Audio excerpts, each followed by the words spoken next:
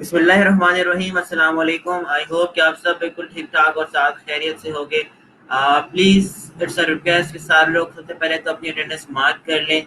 आप लोगों में से काफ़ी ऐसे लोग हैं जो कि अपनी अटेंडेंस को मार्क करना भूल जाते हैं या सीएनआईसी गलत लिख देते हैं। तो please please please CNIC correct लिखा करें। Take your time. मैं सबको 2 मिनट का टाइम दे रहा हूँ। तसल्ली के साथ अपना सीएनआईसी इंटर करके अटेंडेंस को मार्क कर लें। अटेंडेंस मार्क नहीं करेंगे तो सर्टिफिकेशन के अंदर इश्यूज आएंगे, आप लोगों को सर्टिफिकेट्स नहीं मिलेंगे। तो प्लीज 80% अटेंडेंस रखनी है। अटेंडेंस दोबारा नहीं मार्क कर सकते। अगर आप लोग भूल जाते हो तो दोबारा आप बाद में उसको मार्क नहीं कर सकते। तो प्लीज इस चीज को बहुत ही ज्यादा सीरियसली लें और अपनी अटेंडेंस को लाजमी मार्क करें। एंड 2 मिनट का टाइम दे रहा हूँ। प्लीज अटेंडेंस मार्क करने के बाद मुझे बता दें, फिर हम लोग आगे चलते हैं। और आज का हमारा बहुत ही अवेटेड टॉपिक प्रपोजल राइटिंग, कि हम लोग प्रपोजल राइट किस तरीके से कर सकते हैं, हम लोग किसी क्लाइंट को प्रपोजल कैसे भेज सकते हैं और वो कैसे हमें रीच आउट करता है। ये सारी की सारी बातें जो शुरू दिन से ही काफी लोग पहले से पूछना चाह रहे थे, वो सारी की सारी बातें हम लोग को बताने वाला हूँ। सो प्लीज अटेंडेंस मार्क कर लें ताकि अटेंडेंस वाली झंझट से हम लोग बिल्कुल आजाद हो जाए और फिर हम लोग लेक्चर की तरफ से फोकस कर सकें।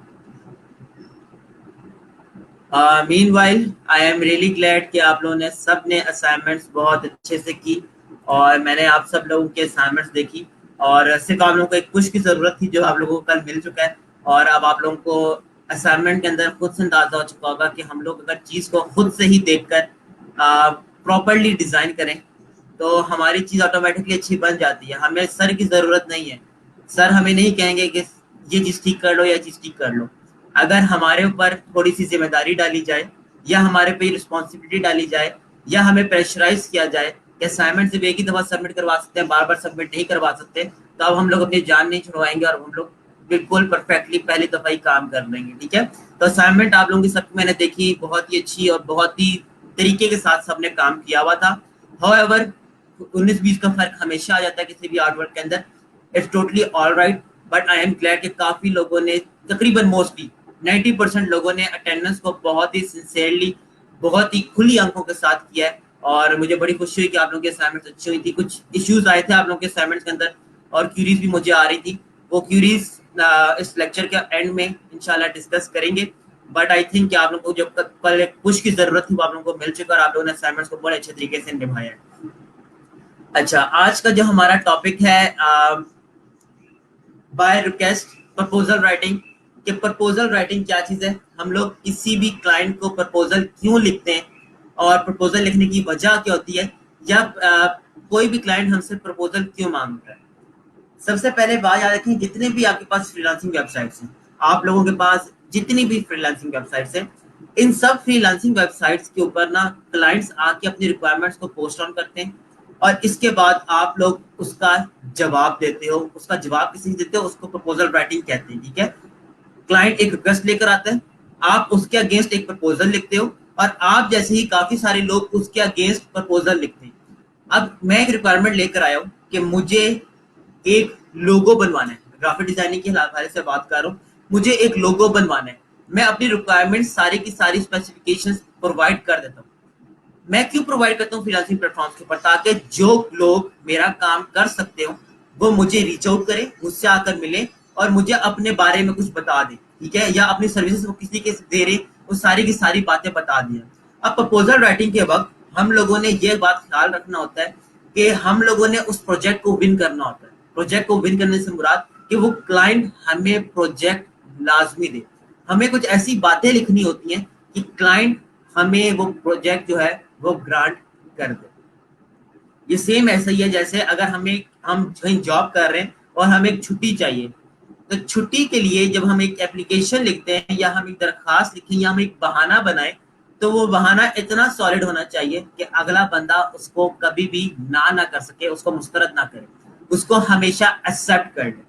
आपने कहीं पर पिकनिक पे जाना है, आपने फ्रेंड्स के साथ कहीं जगह पे बाहर जाना है, किसी पार्टी पे जाना है, आप क्या करते हो, घर में कुछ ऐसी बात करते हो। अमूमन क्या होता है कि हम लोग कुछ ऐसा बहाना बनाते हैं कि हम ऐसे लगता है कि ये चीज बहुत ही हमारे लिए इम्पोर्टेंट है। अमूमन करना क्या चाहिए कि सच बताना चाहिए। बस जब इजाजत ना मिले तो फिर हम लोग क्या करते हैं, हम लोग कुछ ऐसी बातें लिख देते हैं या ऐसी बातें कह देते हैं कि जो पेरेंट्स होते हैं वो हमें इजाजत देने के बाद मजबूर हो जाते हैं। यूनिवर्सिटी लाइफ आप सबने गुजारी होगी। यूनिवर्सिटी लाइफ के अंदर अगर हमें कहीं दोस्तों के साथ बाहर जाना हो, अब जाहिर सी बात है वो पढ़ाई का दौर था, घर वाले नहीं जाने देते थे, तो उस टाइम हम लोग कौन से बहाने बनाते थे कि हम लोगों को रात को पढ़ना है, हम लोग साथ बैठ के कंबाइन स्टडी करेंगे। ये जो आप लोग पेरेंट्स को जो बहाने लगाते थे ना, ये बेसिकली क्या था, एक तरह से अगर देखा जाए तो ये एक तरह से प्रपोजल राइटिंग है कि आपने अगले बंदे को अपनी बात के ऊपर मनवाना है। मैं प्रपोजल राइटिंग को इस सेंस में लेता हूँ कि अगर आप एक सेंटेंस देखो, रूठे यार को मनाना, proposal writing something like that, क्या आपने रूठे यार को मनाना है, ठीक है, कोई बंदा आपसे नाराज है, आपने मनाना है, कुछ भी करके आपने उसको मनाना है, this is called proposal writing. अगर वो बंदा मान जाए तो मत समझें कि आपने प्रपोजल राइटिंग या अपना प्रपोजल बड़े अच्छे तरीके से पेश कर दिया। किसी भी बंदे को आप अपनी बात के ऊपर मना लो तो आप समझें कि आप एक अच्छा प्रपोजल राइट कर सकते हैं। अच्छा, अब कुछ एग्जांपल्स दूंगा, प्रपोजल राइटिंग पे एकदम से जंप नहीं करेंगे, कुछ एग्जांपल्स दूंगा आप लोगों को, और उससे फिर हम लोग और फर्दर स्टेप बाय स्टेप चीजों को समझने की कोशिश करते हैं। अमूमन होता क्या है कि हमारे यूनिवर्सिटी लाइफ के अंदर कुछ ऐसे दोस्त अहबाब होते हैं जो कि हमारे ग्रुप का हिस्सा होते हैं, ठीक है, बट अगर हम उन्हें कहीं पर भी कहें कि आज कहीं पर चलो या आज हम सब इकट्ठा हो, हम आप ही आ जाओ, हम लोग पार्टी करेंगे वट एवर इट इज, तो क्या होता है, वो बंदा हमेशा बहाने लगाता है। यूनिवर्सिटी लाइफ के अंदर वो हमेशा आपसे आपके साथ लाजमी मिलेगा, लेकिन जैसे ही यूनिवर्सिटी एंड हो जाती है, ठीक है, यूनिवर्सिटी एंड हो गई, यूनिवर्सिटी एंड होने के बाद अब आप उस बंदे से मिलना चाहते हो, वो आपके ग्रुप का हिस्सा तो लाजमी था, लेकिन वो आप कह सकते हो कि एक तरह से कुछ शाय पर्सन था, या वो आपको ज्यादा लिफ्ट नहीं करवाता, या वो ग्रुप के अंदर किसी को भी ज्यादा लिफ्ट नहीं करता था, अपने सोचों के अंदर गुम जाता रहता था, इंट्रोवर्ट टाइप का बंदा था। अब जब आपने किसी इंट्रोवर्ट के साथ दोस्ती की हुई है, ठीक है, आपका फ्रेंड इंट्रोवर्ट है, अब यूनिवर्सिटी लाइफ के बाद अगर आप उसको मिलने के लिए बुलाओगे तो उसके कुछ एक सेट ऑफ प्रोसीजर होता है या उसके कुछ सेट ऑफ रूल्स होते हैं, हमें उसको हमेशा फॉलो करते हुए उस पर्सन को अपनी तरफ बुलाना होता है। अब वो कुछ रूल्स मैं आप लोगों के सामने बताने वाला हूँ, बहुत ही नॉर्मल, बहुत ही देसी लैंग्वेज के अंदर, और होपफुली वो चीजें आप लोगों को समझ अगर आ जाए तो प्रपोजल राइटिंग के जब मैं चीजों को अप्लाई करूंगा तो आपके लिए वो चीजें सारी करना बड़ी आसान हो जाएगी।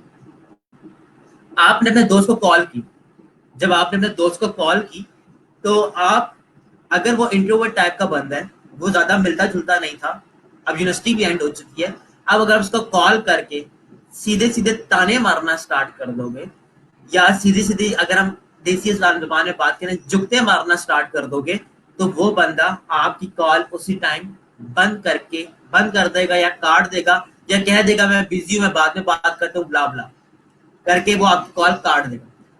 अब अगर आपने किसी भी बंदे को अपनी तरफ अट्रैक्ट करना है या अपने से बात करने पे मजबूर करना है, तो सबसे पहला रूल क्या है, सबसे पहला रूल यह है कि जब भी आप किसी से मिलें, उससे आप अच्छे तरीके से मिलें और अपना इखलाक अच्छा रखें। इखलाक अच्छा रखने से क्या मुराद है, इखलाक अच्छा रखने से मुराद ये कि आप उसको सलाम करो, ग्रीटिंग्स जो हम लोगों ने डिस्क्रिप्शन के टाइम पे लिखी थी। सबसे पहली इंपॉर्टेंट चीज क्या होती है, ग्रीटिंग्स, कि आप किसी भी इंसान के साथ जब भी बात करते हो, आप अच्छी ग्रीटिंग्स के साथ बात करते हो, हाय, हेलो, अस्सलाम वालेकुम, आप इस तरीके से बात करते हो, ठीक है। अगर आपका दोस्त है, जाहिर सी बात आप पहले सलाम करते हो, लेकिन यहीं पर अगर कोई फॉरेनर है, ठीक है, कोई बाहर का बंदा है, आप उससे वहां पर सलाम नहीं करोगे, आप वहां पर उसको हाय, हेलो, इस तरीके से टर्म्स लिखने की कोशिश करोगे, ठीक है। पहली चीज, आपने अपने दोस्त के साथ जब बात करना शुरू की तो आप उससे सबसे पहले सलाम करोगे, सलाम करने के बाद उसका हाल अहवाल पूछोगे। हाल अहवाल पूछने से पहले आप अपनी दुखी दास्तान उसको कभी भी नहीं सुना सकते। आप तो उससे मिलना चाहते हो ना, आप साथ एक मीटअप रखना चाहते हो, लेकिन जब आप उसको कॉल करते हो, कॉल करने का सबसे इंपॉर्टेंट चीज क्या है, पहले ग्रीटिंग्स, हाल अहवाल पूछना, ठीक है। आपने उससे हाल अहवाल पूछ लिया, अब वो बंदा ना यूनिवर्सिटी के बाद जॉब ढूंढ रहा है, उसको जॉब चाहिए, वो बड़ा परेशान है, उसको अपनी जिंदगी से बड़ा परेशान हुआ राइट नाउ। अब आपने उसको कह दिया कि यार मुझसे आकर मिलो, वो आपसे कभी भी मिलने नहीं आएगा। कोई भी इंसान, ठीक है, अगर परेशान हो या वट एवर जो भी सर्कमस्टेंसेस चल रहे हो, आप उससे सीधी सीधी अपनी डिमांड दो कि यार मुझसे आकर मिल लो, वो पर्सन आपसे आकर नहीं मिलेगा। उसके लिए अब आपको क्या करना है, आपको उसके इंटरेस्ट को डायरेक्टली हिट करना है। और उसका इंटरेस्ट क्या हो सकता है, यूनिवर्सिटी लाइफ एंड हुई है, यूनिवर्सिटी लाइफ एंड होने के बाद सबसे इंपॉर्टेंट चीज क्या हो सकती है, उसको जॉब चाहिए हो सकती है। ठीक है, अगर उस बंदे के पास पैसे नहीं है आपसे मिलने के लिए, वो अभी बेरोजगार बैठा हुआ है, और आप उसे कह दो कि आओ हम लोग फला फला जगह के ऊपर चलते हैं, ये किसी अच्छी जगह के ऊपर चलते हैं, वहां पे जाके लंच करते हैं, वहां पे जाके डिनर करते हैं, वो बंदा हमेशा आपसे भागेगा। आपसे भागने की रीजन क्या होगी, उसके पास पैसे ही नहीं है। ठीक है, उसके पास पैसे नहीं है, वो आपसे मिलना नहीं चाहता, उसकी लाइफ के अंदर प्रॉब्लम्स चल रही हैं। अब आप उसको अपने खुद से मिलने के लिए कैसे राजी कर सकते हो? राजी करने के लिए आप क्या करोगे? जब भी वो आपसे बात कर रहा है, आप उससे कहोगे कि यार मुझे तुमसे मिलना है। वो पूछेगा रीजन। अब रीजन में अगर आपने कह दिया कि मैं परेशान हूँ, ठीक है, मेरे साथ ये प्रॉब्लम, अपने प्रॉब्लम नहीं गिनवाने, उस बंदे के प्रॉब्लम्स की बात करनी है। आपने कहा कि यार मैंने काफी अच्छे से तुमसे मैं मिला नहीं हूँ, वो बंदा आपको क्या कहेगा, यार मैं राइट नाउ अभी बिजी हूँ, मैं थोड़े एक दिन इंशाल्लाह प्लान करते हैं, इस वाला मिलूंगा। लेकिन अगर आपको उससे जल्दी मीटिंग रखनी है, जल्दी मीटअप रखना है, तो आप उसे क्या कहोगे? आप उसके इंटरेस्ट को हिट करोगे। उसका इंटरेस्ट क्या होगा? यार तुम्हारे लिए एक जॉब है, ठीक है, मैं तुम्हारे लिए मेरे पास एक जॉब है, और आई थिंक कि आप ही वो सूटेबल पर्सन हो उस जॉब के लिए। तो अगर तुम मुझसे मिलो तो मैं तुम्हें उसके बारे में और डिटेल्स प्रोवाइड कर सकता हूँ। यहाँ पर आपने क्या किया, उसके इंटरेस्ट को हिट किया। उसका इंटरेस्ट क्या था? उसका इंटरेस्ट था जॉब। उसको एक जॉब चाहिए थी, उसको एक नौकरी चाहिए थी। अब आपने जब उसके इंटरेस्ट को हिट किया कि आपके पास एक जॉब है और आप उससे मिलना चाहते हो ताकि आप उसकी डिटेल्स बता सको, तो वो लाजमी आपसे मिलने के ऊपर 50% चांस है कि अब आमादा हो जाएगा। 50% चांस क्यों है? ये 50% चांस इसलिए कि शायद वो आपके ऊपर यकीन ना करे। ठीक है, 50% चांस ये हो सकता है, और 50% चांस ये है कि वो आपके ऊपर यकीन करके वो आपसे मिलने के ऊपर राजी हो जाए। पहली चीज ये होगी। लेकिन अभी हमने इसको 100% तक लेकर जाना। लेट सपोज वो हमसे राजी नहीं होता और वो कहता है यार मैं भी नहीं मिल सकता, इंशाल्लाह हम जल्दी मीटअप रखेंगे तब आप उन चीजों के बारे में बता दो। नाउ इन दिस सिनेरियो आप उससे एक और इंटरेस्ट के साथ हिट करोगे। इंटरेस्ट क्या है? Lunch is on me, dinner is on me. आप मिलो, लंच मैं करवाऊंगा, डिनर मैं करूंगा, ट्रीट मेरी तरफ से। ठीक है, या आपने कुछ भी लाइफ के अंदर अचीव किया है तो ट्रीट मेरी तरफ से, आप मुझे मिलो। आपने सबसे पहले उससे क्या बात कर दी? बात आपने उसकी इंटरेस्ट की, उसकी जॉब के हवाले से बात की। दूसरी चीज आपने इससे क्या बात की? आपने ये बात की कि मैं जब आपसे मिलूंगा तो you have nothing to do, मैं आपके लिए लंच भी रखूंगा, मैं आपके लिए डिनर भी रख सकता हूँ। आप मुझे मिलोगे तो मैं आप जो कहोगे मैं आपको वो खिला सकता हूँ। जहां पर आपने अपना सेकंड पॉइंट रखा, एंड ये बहुत ही सॉलिड पॉइंट होता है। ठीक है, कि अगर कोई बंदा ट्रीट दे रहा है तो हमारे जहन में टेंशन हो जाती है कि हमें फ्री में ट्रीट मिलने वाली है। तो यहाँ पर मैं इस चीज को समझता हूँ कि आप 60 to 70% सक्सेस रेट की तरफ जा रहे हो, तो वो पर्सन आपसे मिलने के लिए राजी हो जाएगा। लेकिन स्टिल अभी भी 30 to 40% चांस है कि वो हमसे नहीं मिल रहा। वो आपसे एक और बहाना करता है, यार मेरे घर में गाड़ी नहीं है, मेरे घर में बाइक नहीं है, मैं आपसे भी मिल नहीं सकता, तो हम इंशाल्लाह जल्दी मिलेंगे। आपने तो उसी दिन मिलना है, आपने आपसे अगले दिन मिलना है। अब वो कह देता है कि मेरे पास गाड़ी नहीं है, अब्बू लेके गाड़ी गए हुए हैं, ठीक है, बहन भाई गाड़ी लेकर कहीं गए हुए हैं, और कल हमने कहीं जाना है, ब्ला ब्ला। डिफरेंट बहाने हो सकते हैं। अब आपने अगर उससे मिलना है तो आप उससे एक और इंटरेस्ट के साथ हिट करोगे। एक और इंटरेस्ट क्या है? आपको मेरी तरफ आने की भी जरूरत नहीं है, मैं आपको पिक करने आ रहा हूँ। पिक करके हम फला फला जगह पर जाएंगे, वहां पर हम लोग लंच करेंगे, वहां पर हम डिनर करेंगे, और वहां पर आपके इंटरेस्ट की भी बात होगी। आपने उसको पिक किया, उसकी जिंदगी के मसले हल करने, उसको आपने पिक किया। जो वो आपसे बहाना करने वाला था आपने पिक किया। पिक करने के बाद उसके कोई पैसे भी नहीं लगेंगे, आप उसको ट्रीट देंगे, आप उसको डिनर के ऊपर लेके जाएंगे। थर्ड थिंग क्या चीज है कि अब आप उसके जॉब के हवाले से भी उसके बात कर सकते हो। जब आपने ये तीन बातें कर दी, पहली बात क्या, मेन चीज क्या थी? इसके जॉब के बारे में बताना था। ठीक है, और क्या पता जॉब की सैलरी वगैरह कम होती है, आपने उसको राजी करना था। पहली चीज क्या है? जॉब। उसके ऊपर जो आपने दो चीजें दी, एक उसको ट्रीट, और थर्ड वन इज उसको पिकअप करने की या कन्वीनियंस की, जो भी आपके पास ऑप्शन थी आपने उसको ये प्रोवाइड कर दी कि मैं आप उसको पिकअप करने भी जा रहे हो। आपने ये दो चीजें दी हैं, ये दोनों चीजें आपके पास क्या थी?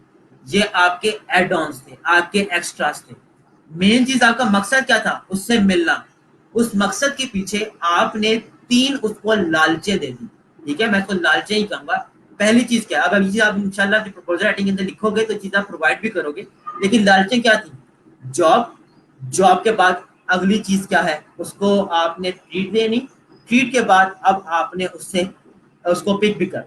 ये 3 बातें अगर आप करोगे तो आपसे वो मिलने के ऊपर राजी हो जाएगा, ठीक है। अब आपके अगर वो बंदा मिलने के ऊपर राजी हो जाए तो मोस्ट प्रोबेबली अगर वो बंदा आपसे आकर मिलेगा तो आपने उससे जो काम करवाना होगा या जो फेवर आपको चाहिए होगी वो फेवर आपको मिल जाएगी, ठीक है। प्रपोजल राइटिंग के टाइम हम लोग क्लाइंट्स के इंटरेस्ट को हिट करते हैं। इंटरेस्ट को हिट करने के लिए हमें उससे अच्छे से इखलाक के साथ बात करनी पड़ती है। इखलाक के साथ अगर आप बात कर रहे हो और अगर वो आपको नहीं जानता तो आप थोड़ा सा अपने बारे में इंट्रोडक्शन भी देते हो, ठीक है। नंबर सेकंड है एक छोटा सा इंट्रोडक्शन देते हो प्रपोजल राइटिंग के अंदर। थर्ड चीज, आप उसके इंटरेस्ट की बात करते हो। आप अपने दुख सुख लेकर नहीं बैठ जाते। आप किसी से 3 महीने के बाद बात करें और आप अपने दुख सुख लेकर बैठ जाए तो वो बंदा आप से थक हार जाएगा, ठीक है। बंदा समझेगा कि आप उसको पका रहे हो, ठीक है। तो आपने उसके इंटरेस्ट को हिट करना है।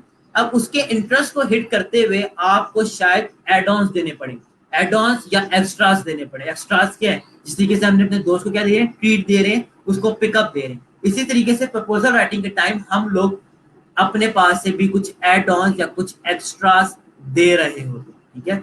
इसके बाद आपने आखिर में अगेन एक्साइटमेंट शो करनी होती है। एक्साइटमेंट क्यों शो करनी होती है, क्योंकि आपने उस बंदे के लिए काम करना है। प्रपोजल राइटिंग की अगर बात करूं, उस बंदे के लिए काम करना है। अगर आप अपने दोस्त से बात कर रहे हो और दोस्त के साथ आपने कान पे जैसे फोन लगाया, आप क्या सलाम किया, उसके बाद कहा हेलो यार कैसे हो। जब आपने ये टोन रखी कि हेलो यार कैसे हो, वो बंदा समझ जाएगा कि भाई इसके साथ कोई पंगा चल रहा है, इसके साथ कोई मसला चल रहा है, अब ये अपना दुखड़ा मुझे सुनाने वाला है।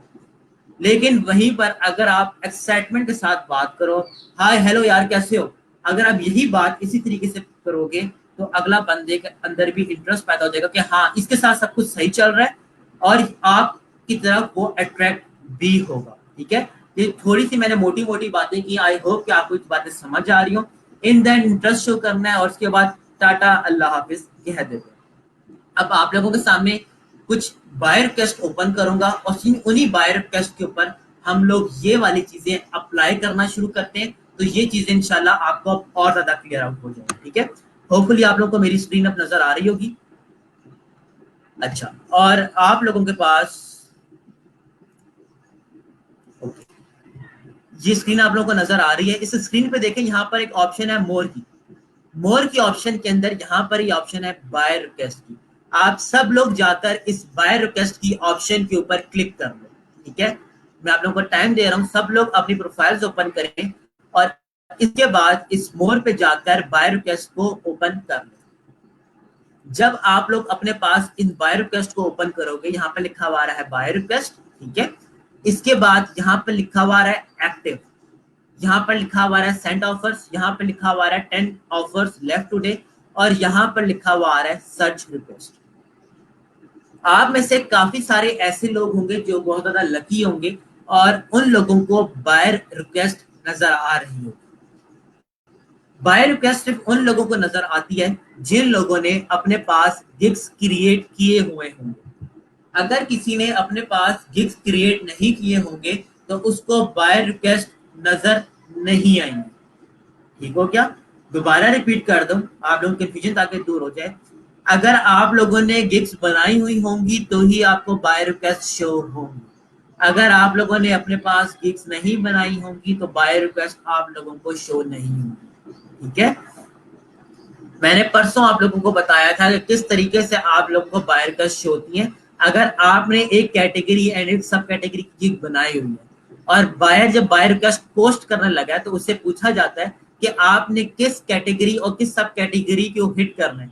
अगर आप ही कैटेगरी सब कैटेगरी बायर ही कैटेगरी और सब कैटेगरी के साथ मिल जाए तो आपको उसकी बायर रिक्वेस्ट शो होना शुरू हो जाती है, ठीक हो गया। अच्छा, यहाँ पर लिखा हुआ है एक्टिव, एक्टिव के आगे लिखा हुआ है 37। 37 से मुराद कि right now at the moment मेरे पास यहाँ पर 37 बाय रिक्वेस्ट शो हो रही हैं, ठीक है। और अभी तक मैं अपने पास 1054 बायर रिक्वेस्ट सेंड कर चुका हूं। आप लोग दिन की 10 बायर रिक्वेस्ट कर सकते हो और ये जो दिन आपका स्टार्ट होता है ये रात 12 बजे से स्टार्ट नहीं होता, ये सुबह 5 बजे से 5:30 बजे के दरमियान आपका दिन दोबारा स्टार्ट होता है। दोबारा इस चीज को समझा देता हूँ, just give me a moment.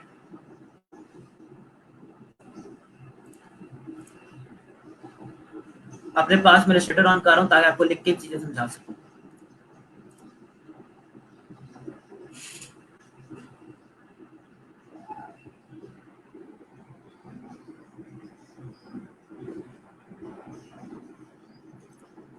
Just give me a moment. देखें,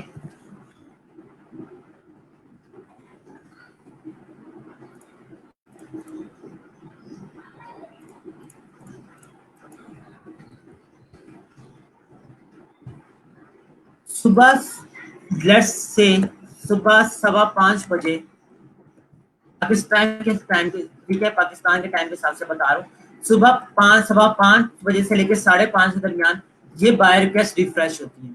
तो जब सुबह 5:15 हो जाते हैं तो आपको 10 बाय रिक्वेस्ट मिल जाती है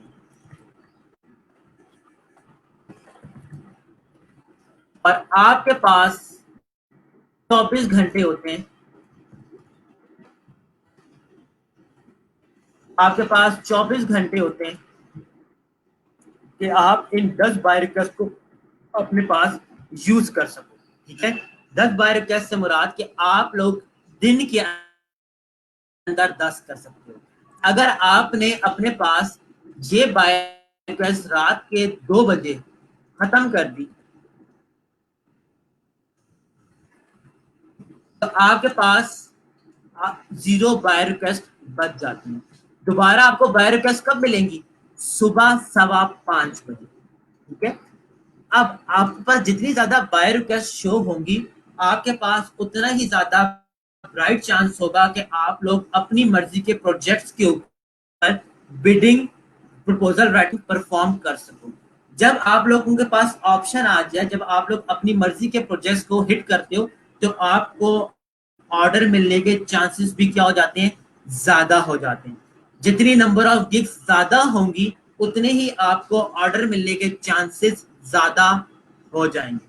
ठीक है, आई होप कि आप लोगों को ये वाली बात सारी की सारी समझ आ गई हो।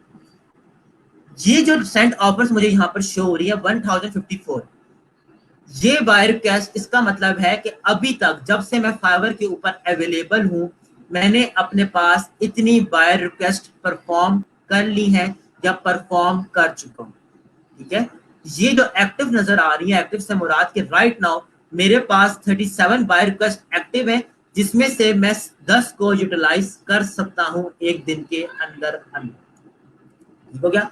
जो लेटेस्ट होगी वो आपको पहले नजर आएगी, जो बाद वाली होंगी वो आपको बाद में नजर आएगी। इसी के बाद आगे बायर का नाम लिखा हुआ होता है। अगर बायर का नाम जी से शुरू हो रहा है तो जी लिखा हुआ आएगा। अगर बायर ने अपने पास प्रोफाइल पिक्चर लगाई होगी तो प्रोफाइल पिक्चर नजर आ रही होगी इस जगह के ऊपर। ठीक है, अच्छा, इसके बाद अगली चीज यहाँ पर आपके पास एक पूरी रिक्वेस्ट लिखी हुई नजर आती है। अब देखिए यहाँ पे लिखा हुआ है रिटचिंग एंड एनहेंसमेंट। इसका ये मतलब है कि मेरी जो गिग बनी हुई है ये रिटचिंग एनहेंसमेंट की बनी थी और बायर ने अपने पास कैटेगरी के अंदर चूज किया था फोटोशॉप एडिटिंग और सब कैटेगरी के अंदर चूज किया था रिटचिंग एंड एनहेंसमेंट। ठीक है, मैं यहाँ पर आपको लोगों की भी दिखाता हूँ, कोई लोगों की मुझे मिलता है। यहाँ पर देखिए मस्कट कार्टून।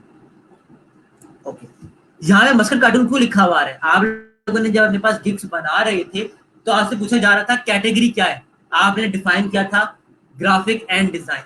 सब कैटेगरी आपने चूज की थी logo design, and logo design के अंदर मेटा डाटा के अंदर आपने चूज किया हुआ होगा flat, minimalist, 3D, vintage, retro, signature, vintage, retro, Muscat, ये सारे के सारे आपको मिल रहे थे। तो उसी के अंदर से ये आपको बता रहे हैं कि क्लाइंट बेसिकली मस्कट और कार्टून लोगो चाहता है। यहां पर अब लिखा हुआ आ रहा है ऑफर। ऑफर से मुराद कि इसको 24 लोग अभी तक ऑफर सेंड कर चुके हैं। ठीक है, ड्यूरेशन का मतलब कि क्लाइंट को ये वाला काम कितनी ड्यूरेशन के अंदर कंप्लीट हुआ चाहिए। क्लाइंट को ये काम आप देख सकते हो कि 7 दिनों के अंदर कंप्लीट चाहिए। बजट क्लाइंट का यहाँ पर $14 बजट लिखा हुआ को क्या। यहाँ तक आई होप कि ये आपको सब चीजें समझ आ रही हो। अब सब कैटेगरीज, अब देखिए मेरे पास जो गिग्स बनी हुई है, मैं लोगो डिजाइन के ऊपर क्लिक करूँ तो लोगो डिजाइन के हवाले से जो कैटेगरीज में जो मुझे गिग्स नजर आएंगी वो यहाँ पर नजर आ रही है मेरे पास। अगर मैं चाहता हूँ कि फोटोशॉप एडिटिंग की गिग्स शो, तो आप देख सकते हो कि फोटोशॉप एडिटिंग की गिग्स शो होना शुरू हो चुकी है। अगर मैं यहीं पर और सब कैटेगरीज क्लिक करूँ तो जितनी गिग्स मैंने सब कैटेगरीज के ऊपर बनाई हुई हैं उन सब की बाय रिक्वेस्ट मुझे यहाँ पर नजर आना शुरू हो जाए। यहाँ तक अगर आपको ये लेआउट यहाँ पर आपको अभी तक मैंने बताया है ये समझ आता है तो कमेंट्स के अंदर मुझे काइंडली बताओ, फिर मैं इसको एक स्टेप और आगे लेकर चलता हूँ।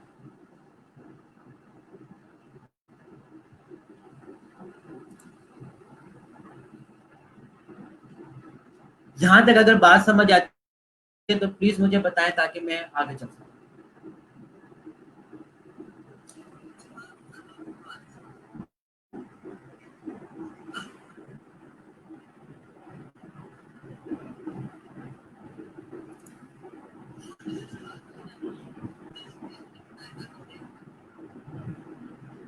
चले अब बाय रिक्वेस्ट को पढ़ना स्टार्ट करते हैं और बाय रिक्वेस्ट का देखते हैं कि हम लोग बाय रिक्वेस्ट कर कैसे सकते हैं।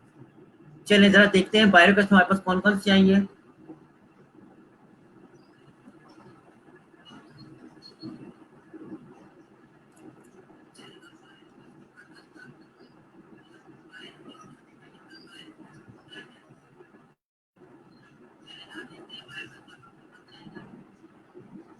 Just give me a moment, मैं भी अपने पास बाय रिक्वेस्ट पढ़ रहा हूँ। जो लेटेस्ट टाइम है वही इसी को हम लोग डील करने वाले हैं, ठीक है।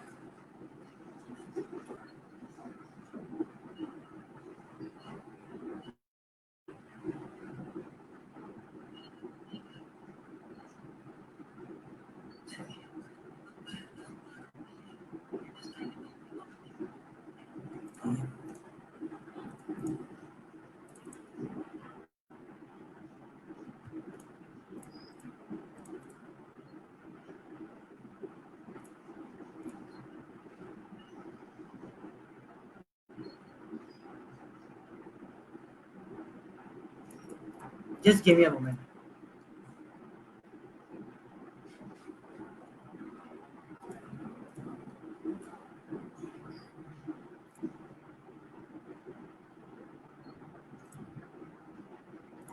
ऑलराइट जी, स्टार्ट करते हैं।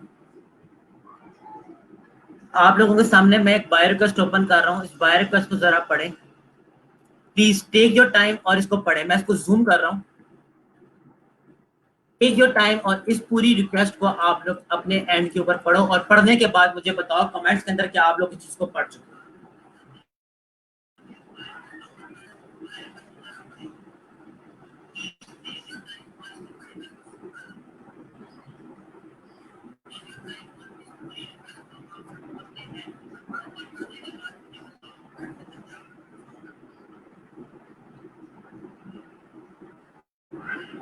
आज का टॉपिक बहुत इंपॉर्टेंट है तो प्लीज अपने आप को अटेंटिव रखिएगा और इसको जरा गौर से पढ़ें, इसके बाद इसके ऊपर बात करते हैं।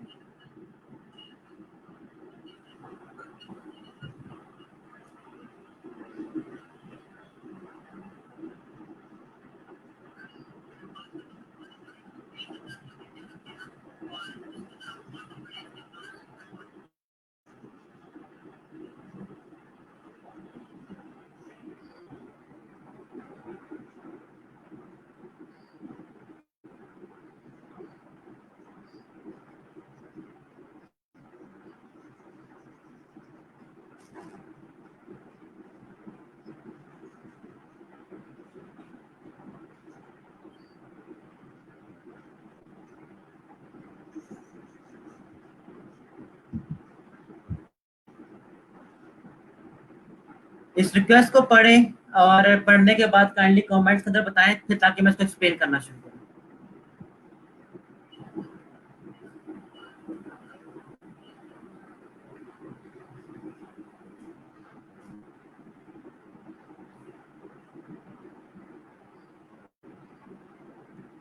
ओके जी, ये रिक्वेस्ट पढ़ने के बाद आप लोगों को आई होप कि यहाँ तक तो समझ आ गई होगी। क्लाइंट को एक टी शर्ट चाहिए, ठीक है। अब यहाँ पर कुछ वर्ड्स हैं जिन्हें मैं मार्क करने लगा। फॉर एग्जाम्पल यहाँ पर जो वर्ड है, एक है वर्ड ब्लिंग ब्लिंग। आप लोगों को मैं रिक्वेस्ट पढ़ने का तरीका राइट नाउ समझा रहा हूँ, ठीक है। आई लव, चले शुरू से पढ़ते हैं। I am looking for T shirt graphic designer to design my first T shirt for my YouTube channel subscribers. I have male and female subscribers that I would like to order my t-shirts. I would like for the t-shirts to be eye-catching but yet simple. This is my first t-shirt design for my channel, so it needs to be eye-catching and nice to look at. I love a little bling bling. We don't know कि bling bling क्या चीज है, but still अभी हम लोग को search करेंगे on the Latin to make the shirt T shirt pop. Additionally I need this shirt to be design for Teespring and posted underneath my YouTube videos so the customer can look up and see my t-shirts, mugs or whatever at the bottom of each of my videos and purchase them. Please read this post carefully. If you do not read this post, do not apply for this job. If you are serious, I will be able to read your post and tell. ऐसा क्या हो गया कि client ने हमें ये लिखकर भेज दिया। क्लाइंट ने बाय रिक्वेस्ट लिखते हुए अपने पास ये चीज लिखी, ऐसा क्या आखिरकार हो गया। अब देखें होता क्या है कि लोग बाय रिक्वेस्ट को पढ़ते नहीं है और अपने दिन का 10 का कोटा पूरा करते हैं। 10 का कोटा पूरा करने से क्या मुराद कि आपको दिन की 10 बाय रिक्वेस्ट मिलती है। हम लोग मेहनत करने के आदी नहीं होते, तो हम लोग गलती क्या करते हैं, हम गलती ये करते हैं कि अपने पास से ना बाय रिक्वेस्ट एक बनाकर रख लेते हैं, एक टेम्पलेट बनाकर रख लेते हैं और टेम्पलेट उस टेम्पलेट को ना हर जगह चिपकाते चले जाते हैं। जितनी भी बाय रिक्वेस्ट नजर आती हैं, हर बाय रिक्वेस्ट के अंदर एक ही टेम्पलेट उठाते हैं, उस टेम्पलेट को पोस्ट कर देते हैं कि क्लाइंट बस उस चीज को देख ले। और हमें लगता है कि हम लोगों ने बहुत ही ज्यादा मेहनत या बहुत ज्यादा हार्डवर्क कर लिया अपने फ्रीलांसिंग कैरियर के अंदर। इसी चीज को ये क्लाइंट राइट नाउ फेस कर चुका है। इस गिग को उठाने का मकसद ही यही था कि मैं आपको बता सकूं कि क्लाइंट ये चीज फेस कर चुका है कि लोग बाय रिक्वेस्ट पढ़ते नहीं है और पढ़े बगैर ही उसके ऊपर जॉब के ऊपर अप्लाई कर देते हैं। और जब जॉब के ऊपर अप्लाई करते हैं तो जो उनकी बाय रिक्वेस्ट होती है वो इस प्रपोजल के अगेंस्ट मैच ही नहीं करती। जब मैच ही नहीं करती तो उन्हें काम नहीं मिलता, और जब काम नहीं मिलता तो वो लोग ये सोचते हैं कि शायद हम लोगों की फ्रीलांसिंग के ऊपर लक नहीं चली। मगर मसला क्या है कि उनकी बेसिकली उनकी मेहनत ही नहीं, उन्होंने मेहनत ही नहीं की कि वो फ्रीलांसिंग कर सके। चले खैर, अब मैं इसको अपने पास कॉपी कर रहा हूं और आप लोगों के सामने इसके अगेंस्ट एक प्रपोजल लिखता हूं।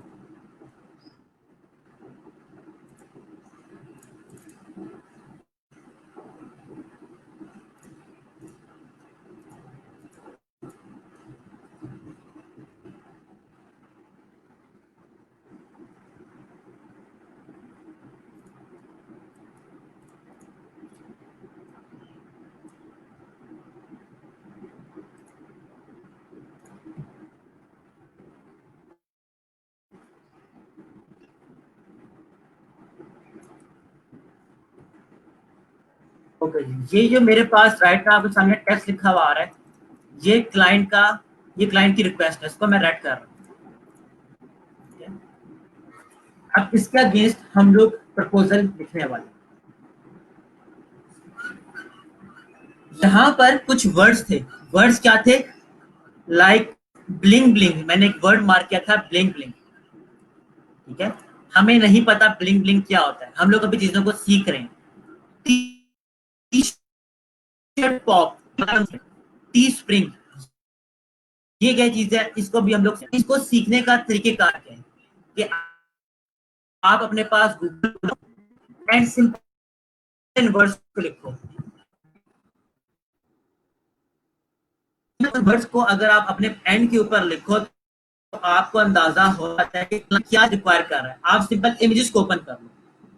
देखिए, जैसे ही मैंने यहाँ पर इमेजेस ओपन किए, यहाँ पर मुझे बहुत सारे इमेजेस शो हो रही हैं और इमेजेस के अंदर एक चीज कॉमन है।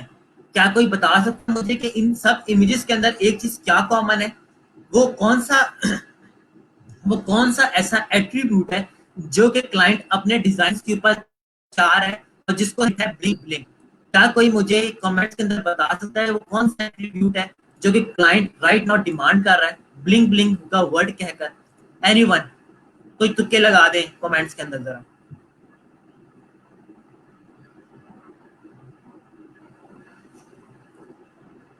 एनीवन कोई तुक्का लगाना चाहे कि ब्लिंक ब्लिंक से क्या मुराद है क्लाइंट की?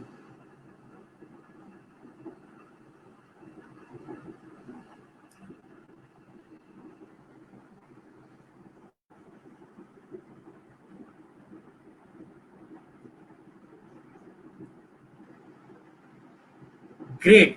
यहाँ पर सबने चीज पहुंच चुके हैं जी, ग्लिटर शिमर एंड शाइनिंग के उस क्लाइंट को अपने डिजाइन के अंदर कुछ स्पार्कल्स चाहिए।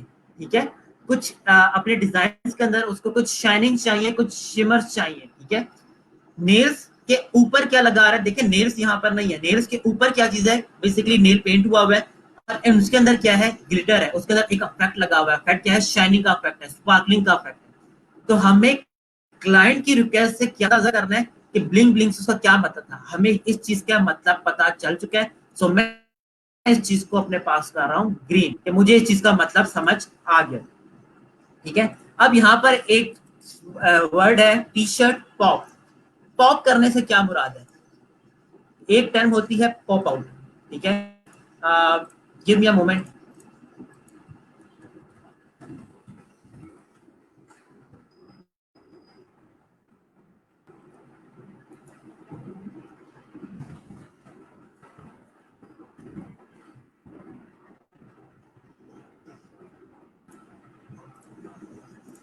चलें, ये देखें मैंने यहाँ पर लिखा शर्ट्स पॉप आउट। ठीक है, यहाँ पर क्या लिखा है शर्ट क्लाइंट ने? T shirt pop. जब मैंने शर्ट्स पॉप आउट का वर्ड यूज किया तो ऐसी यहाँ पर अब आपको इन डिजाइन से क्या फील आ रही है? डिजाइन को देखें, इस डिजाइन को देखें, इस डिजाइन को देखें, इस डिजाइन को देखें, इस डिजाइन को देखें, क्या फीलिंग आ रही है? फीलिंग ये आ रही है कि डिजाइन पॉप आउट हो रहा है, बाहर की तरफ निकल कर आ रहा है।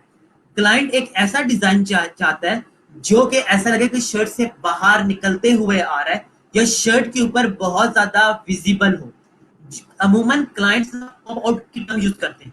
Please make my design pop out. Pop out का मतलब ये होता है कि उनका डिजाइन, अगर यहाँ पर 10 पिक्चर्स हैं तो उनका डिजाइन बाहर की तरफ निकलते हुए आकर बाहर की तरफ निकलते हुए है। जिस तरीके से मैं आपको कहता हूँ ना कि आप लोगों की पिक्चर्स अट्रैक्टिव होनी चाहिए। आप लोगों की पिक्चर्स अगर 10 की पिक्चर्स के दरमियान में पड़ी हुई है तो वो अट्रैक्टिव होनी चाहिए, नजर ग्रैब, लोगों की वो आई साइड को ग्रैब कर ले। उसका मतलब क्या है? पॉप आउट करे आपकी, आपकी किसी की पॉप आउट करे कि नजर सिर्फ और सिर्फ के डिजाइन की तरफ जाए। तो हमें यहाँ से समझ आता है क्लाइंट को ऐसा डिजाइन चाहिए जो कि बहुत ज्यादा पॉप आउट कि शर्ट के ऐसा लग रहा है कि शर्ट से बाहर की तरफ निकल कर आ रहा है। यहाँ पर इस डिजाइन को आप देख सकते हो, जैसे थ्री टाइप लग रहा है। थ्री टाइप से लग रहा है, कैसा लग रहा है कि शर्ट डिजाइन जो है वो शर्ट से बाहर की तरफ निकल कर आ रहा है। तो हमें एक और बचा गया टी शर्ट पॉप का। ठीक है, अच्छा इसके बाद और कौन सा वर्ड था हमारे पास? T spring. टी स्प्रिंग क्या भला है? अब जरा हम इसको सर्च कर लेते हैं। टी स्प्रिंग बेसिकली आपके पास वेबसाइट है। इस वेबसाइट के ऊपर लोग अपने डिजाइन को अपलोड कर देते हैं और फिर किसी भी कस्टमर को जब वो डिजाइन चाहिए होता है तो वो आकर वहां से ऑर्डर करता है और ये प्रोवाइड कर देते हैं। इस तरह से आपके पास पर हम बहुत सारे लोग सोशली कनेक्टेड है। तो यहाँ पर सारे एक ऐसा आपका ऑनलाइन स्टोर है जहां पर शेयर मौजूद है। आप इस प्लेटफॉर्म के ऊपर आकर अपने स्टोर्स को ओपन कर सकते हो, ऑनलाइन स्टोर को। फॉर एग्जांपल जी यहाँ पर देखें, नाम क्या? मैकेनिक स्टेट्स, इसके कुछ यहाँ पर शर्ट्स के डिजाइन पड़े हुए हैं। अगर किसी को ये शर्ट का डिजाइन तो वो इस पर्सन से जाकर ऑर्डर कर सकता है और ये पर्सन $27 के अंदर उस शर्ट को प्रिंट करके डिजाइन करके उस बंदे को प्रोवाइड कर देगा। ठीक है, तो क्लाइंट का क्या मकसद है यहाँ पर? क्लाइंट का मकसद ये है यहाँ पर कि इसने अपने टी स्प्रिंग के ऊपर रखनी है ताकि कोई भी बंदा जिसको भी वो शर्ट पसंद आए वो कस्टमर उसकी शर्ट को जाकर लुकअप कर सके। ठीक है, और वहां से जाकर सुबह कर सके, परचेस कर सके। अब ये जो वर्ड्स हैं हम तो नए हैं सर हमें तो नहीं पता कि पता आपको तो ये चीजें पता थी तो आपने काम कर लिया। ये चीजें मुझे भी एक वक्त में आकर पता चली, ठीक है, शुरू से बचपन से भी मुझे ये बातें नहीं पता थी। ये बातें हमें कैसे पता चलती हैं, जब हम लोग रिक्वेस्ट के अंदर जो चीजें लिखी हुई होती हैं उनको गूगल करना स्टार्ट कर देते हैं, ठीक है।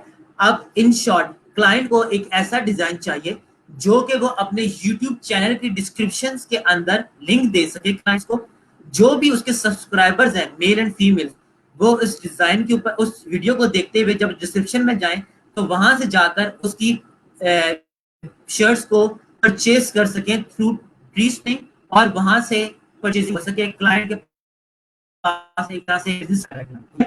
और उस शर्ट्स के ऊपर क्या चाहिए उसको, ब्लिंग ब्लिंग चाहिए। ब्लिंग से मुराद कि उसको चमक, और शर्ट का डिजाइन पॉप अप करना चाहिए। इस बायर रिक्वेस्ट की आई होप कि अब तक आप सबको समझ आ चुकी हो। कोई ऐसा बंदा जिसको अभी तक इस बायर रिक्वेस्ट समझ नहीं आई भी तो मैं कर दूंगा। एंड वंस हम लोग इस बायर रिक्वेस्ट को समझ लें तो हम लोग फिर प्रपोजल को राइट करेंगे। यहाँ तक किसी को कोई प्रॉब्लम, कोई चीज नहीं समझ आए तो प्लीज आप मुझे बता सकते हैं। आई होप कि चीजें आप लोग चीजें आप लोग को समझ आ रही होंगी, लेकिन स्टिल कहीं पे भी आपको कोई भी डाउट आता है तो प्लीज पूछ लीजिएगा, हेजिटेशन फील नहीं करनी। आज आप लोगों का दिन है प्रपोजल राइटिंग के ऊपर, कोई भी चीज नहीं समझ आए तो प्लीज पूछ लें।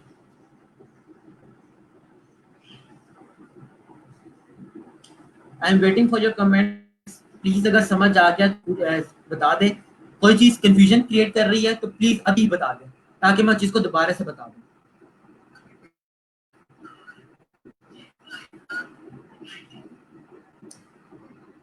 ऑलराइट जी, आई होप कि आप लोगों को चीजें समझ आ रही हो कि सबसे पहला काम क्या होता है, किसी भी पर्सन को समझना होता है। किसी से हम दोस्त को कॉल करने के बाद हम लोग को समझते थे, हमें पता था वो लगाएगा हमसे नहीं मिलेगा, तो हमें पहले उस पर्सन को समझना चाहिए। इसी तरीके से कोई रिक्वेस्ट आती है तो हमें इस रिक्वेस्ट को पहले समझना है और इसके बाद उसके ऊपर पोस्ट करनी है कोई भी रिक्वेस्ट, ठीक है।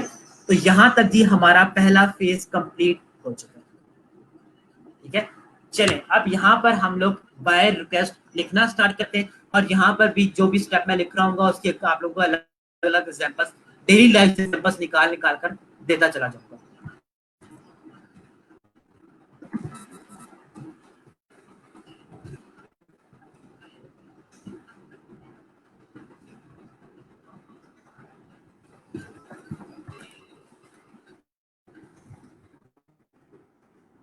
यहाँ पर मैंने वेलकम टू फाइवर क्यों लिखा, याद रखिएगा कि जब क्लाइंट्स, यहाँ पे कलर चेंज कर दूं ताकि आप लोगों को डिफरेंस नजर आए।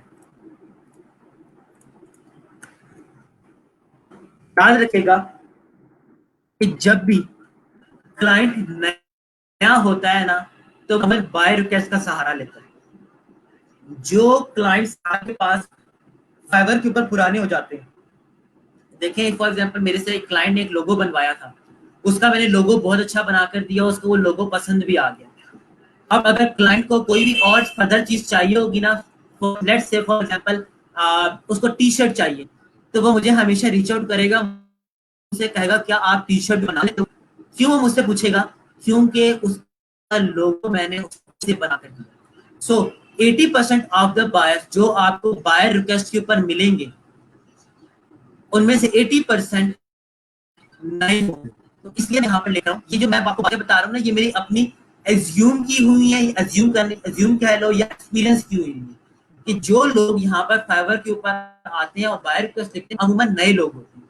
तो इसलिए मैं यहाँ पर लिख रहा हूँ वार्म वेलकम टू फाइवर, ठीक है।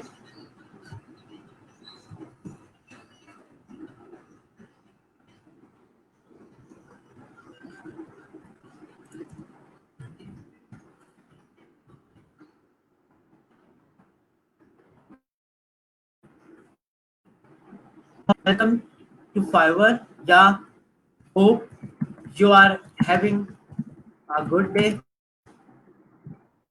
ये सारी बातें आप इस तरीके से ले सकते हो, ठीक है। जहां तक आपके पास होगी ग्रीटिंग्स, अब यहाँ से आप अब कुछ अपने एक्सपीरियंस के बारे में शेयर कर सकते हो। अब आप अपने एक्सपीरियंस के लिहाज से अब आप अपना एक्सपीरियंस किसी चीज शेयर कर सकते हो।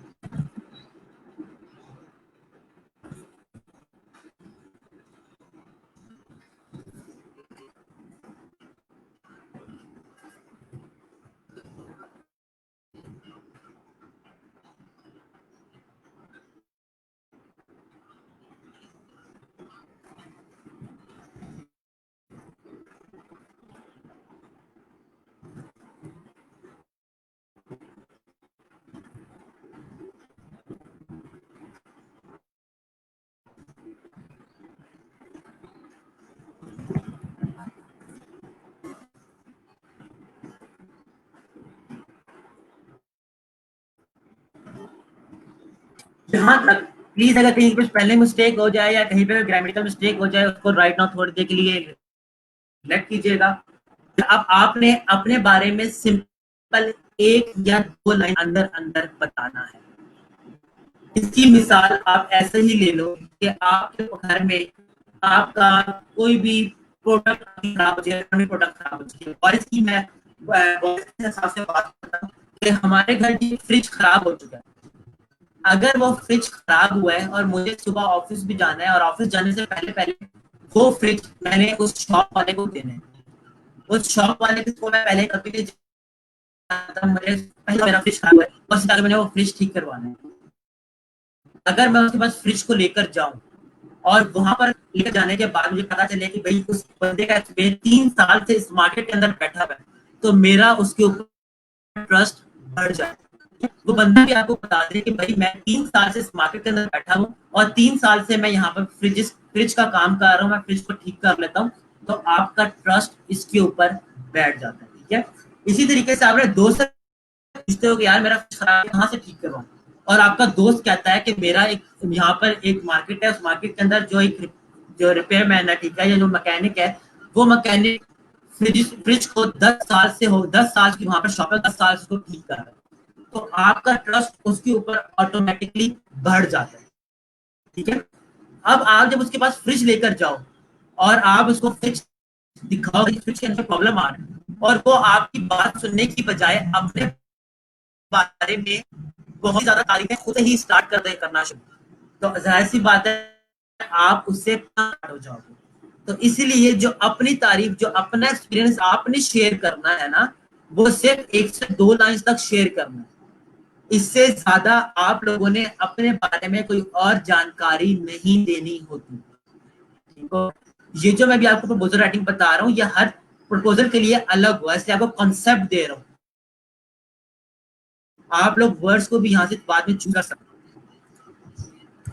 जहां तक समझ आ गया, पहली चीज है ग्रीटिंग्स, सेकेंड थिंग इज अपने बारे में इंट्रोडक्शन। दो चीजें हम लोग यहाँ पर दे चुके हैं। अब आप लोग ये दोनों चीजें अपने पास लिख सकते हो कि प्रपोजल राइटिंग के वक्त सबसे इंपॉर्टेंट चीज क्या होती है, ग्रीटिंग्स। प्लीज अपनी नोटबुक्स के अंदर आप सब लोग लिख लो। सबसे पहली इंपॉर्टेंट चीज है ग्रीटिंग, एंड ग्रीटिंग्स के बाद है अपना 2 लाइनों का इंट्रोडक्शन। आप 2 लाइनों से ज्यादा इंट्रोडक्शन नहीं देते, ठीक है, 2 या 3 लाइनें मैक्सिमम, इससे ज्यादा आप नहीं दोगे। और इन सेक्शंस को आप लोगों ने हमेशा अलग अलग करके लिखना है। जो ग्रीटिंग का सेक्शन होगा आपने उसको 2 लाइनों में लिखा, इसके बाद 1 लाइन की स्पेस दे। देखिए मैंने यहाँ पे लिखा hi hope you are doing good या hope you are doing fine, a warm welcome to you, hope you are having a good day. इन लाइंस को मैंने अलग अलग करके लिख रहा हूँ। क्यों अलग अलग करके लिख रहा हूँ? वजह यह है कि ये एक अलग चीज है, ये एक अलग चीज है, और ये एक अलग चीज है। आप लोगों ने अखबार नहीं बनाना, न्यूज़पेपर नहीं बनाना अपने प्रपोजल को कि अगला बंदा पढ़ने से पहले ही थक।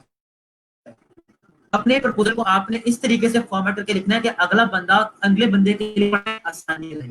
अगर वो यहाँ पर आपको मिस कर दे तो उसको यहाँ से पढ़ना पड़े, उसको दोबारा जाकर दोबारा से ना पढ़नी पड़े। आई होप कि आप लोग को मेरे पॉइंट्स यहाँ पर क्लियर आउट, अगर नहीं क्लियर हो रहे तो आप लोग मुझसे पूछ सकते हैं। अच्छा, ग्रीटिंग्स होगी, इंट्रोडक्शन हो गया। अब इसके बाद क्लाइंट चाहता है कि उसकी बात सुनी जाए। आप फ्रिज ठीक करवाने लेकर गए, जब आप फ्रिज ठीक करवाने लेकर गए हो, आप चाहते हो कि आप फ्रिज का मसला खुद से उस मैकेनिक को बताओ। मैकेनिक को क्यों बताओ? ताकि आपके दिल को तसल्ली हासिल हो। आप उसके पास ले जाकर ये नहीं कहते कि ये फ्रिज है, इसको ठीक कर दो। वो भी आपसे पूछेगा कि किसके अंदर क्या मसला है। ठीक है, अगर वो आपसे पूछेगा क्या मसला, आपका काम है कि आप उसको सही तरीके से चीजों को एक्सप्लेन करो। यहाँ पर एक क्लाइंट ने अपनी रिक्वायरमेंट्स लिखी, रिक्वायरमेंट लिखने के बाद वो चाहता है कि आपने क्या रिक्वायरमेंट पढ़ी भी है, क्या आप इतने आप कह सकते हो कि इतने रिलायबल हो कि आपने चीजों को पढ़ने के बाद उसके ऊपर काम शुरू किया। आप हो जाए, आप उसको मैकेनिक के पास लेकर जाओ और मैकेनिक आपसे मसला जाने बगैर ही हथौड़ी ले और उसको मारना दे, तो आप परेशान हो जाओगे, या आप कहोगे कि भाई पीछे हो जाओ मेरी गाड़ी से, मैं गाड़ी वापस लेकर जा रहा हूँ।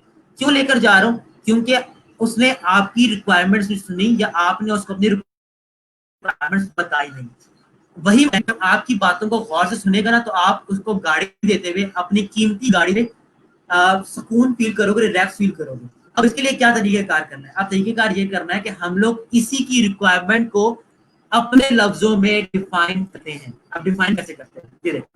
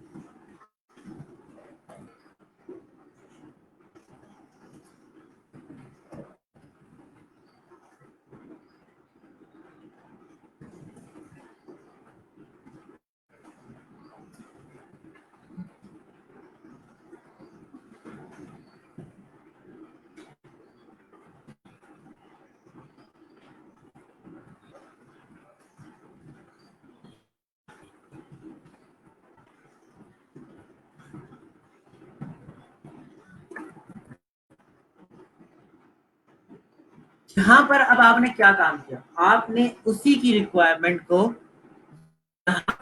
तोड़कर अपने अल्फाज के अंदर लिख दिया। अब इसका यह मतलब नहीं कि आप ऊपर से लेके कॉपी करो और कॉपी करने के बाद यहाँ पर पेस्ट करो। आपने उसी की बातों को जहां पर उसी अपने वर्ड में समराइज करके लिखना। हाँ भाई, आप इसकी बात या इसकी रिक्वायरमेंट को समझ चुके हो, और इसकी शर्ट के टारगेट ऑडियंस क्या है, मेल एंड फीमेल, ठीक है, जो कि इसके क्या है, सब्सक्राइबर। सब्सक्राइबर्स में मैंने ये भी डिफाइन कर दिया कि बहुत जेंडर्स के लिए है, और ये चीज भी डिफाइन कर दी कि ये उसके कस्टमर्स भी हैं। जो सब्सक्राइबर्स है वो बहुत जेंडर्स के हैं, और वही लोग इसके कस्टमर्स भी। आई होप कि आपको यहाँ तक समझ जाकर मैंने किस तरीके से यहाँ पर अपने इस प्रपोजल राइटिंग के वक्त इस प्रपोजल के अंदर उसी की बातों को मोड़ तोड़कर अपने लफ्जों में बयान कर दिया।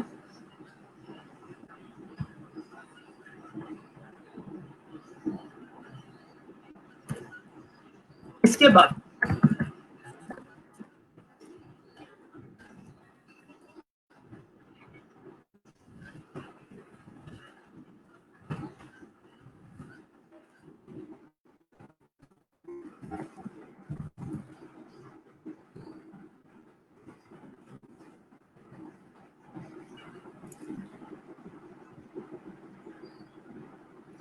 और राइट जी, थोड़ा सा ना लॉजिकली देखिए, ये सारी बातें भी मैंने लिखी, दोबारा से आप लोगों के सामने भी ओपन करूंगा, बट थोड़ी देर के लिए मुझे बर्दाश्त करें। मेरी गाड़ी है, मेरी गाड़ी खराब हो गई है। मैं अपनी गाड़ी को जब मैकेनिक के पास लेकर जाता हूँ, मैं ऐसे कहता हूँ कि मेरी गाड़ी में से आवाज आ रही है। वो बंदा अब पूछता है कि आगे गाड़ी में से कब आवाज आती है। अब उसकी क्या रीजन हो सकती है कि मेरी गाड़ी जब स्पीड ब्रेकर्स के ऊपर से गुजरती है या किसी खड्डों वाली जगह से ऊपर से गुजरती है, तो मेरी गाड़ी के अंदर से आवाज आती है। जब मेरी गाड़ी स्टार्ट होती है, तब मेरी गाड़ी में से आवाज आती है। अगर ये सवाल मैं क्लाइंट से नहीं पूछता, मैं एक मैकेनिक हूँ, लेट्स सपोज मैं एक मैकेनिक गाड़ी का, आप कहते हैं कि इसके अंदर से आवाज आ रही है, और मैं आपसे ये ना पूछूं कि गाड़ी में कब आवाज आती है, सुबह स्टार्ट करते हैं तब आवाज आती है, इसको चला रहे होते हैं तब आवाज आती है, आप इसको किसी ऊपर नीचे जगह से गुजार रहे होते हैं तब आवाज आती है, ठीक है। जब तक मैं आपसे ये रिक्वायरमेंट पूछूंगा नहीं, आप ये चीजें मुझे बता नहीं सकते।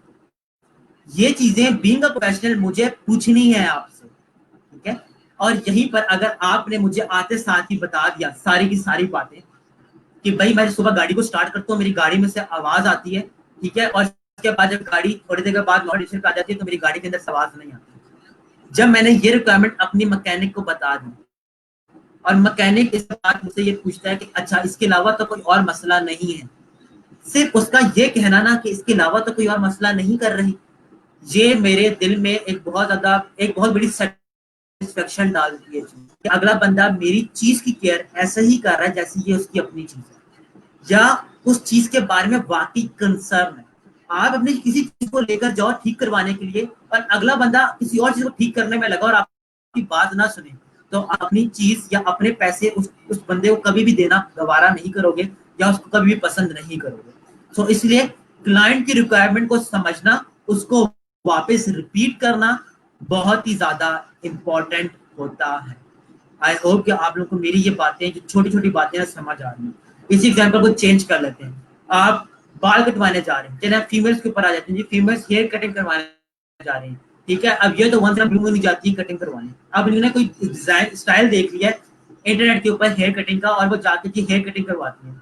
अब वो जाकर अगर चेयर के ऊपर बैठे और अगला बंदा इनके बाल काटना स्टार्ट कर दे, तो क्या आपको डर नहीं लगेगा कि अगला बंदा करना क्या चाहता है? क्या वो मेरे साथ करने क्या वाला है कि मेरे बाल काटे जा रहे हैं, मुझे पूछ ही नहीं रहा कि स्टाइल क्या चाहिए, डिजाइन क्या चाहिए, मुझे कुछ भी नहीं पूछ रहा।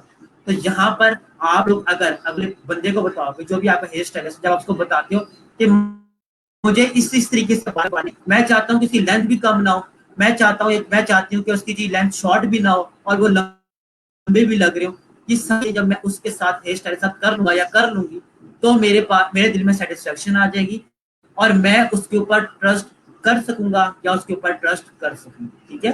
तो अगले बंदे की बात समझना, उसको रिपीट करना राइटिंग के अंदर बहुत ही ज्यादा इंपॉर्टेंट काम होता है।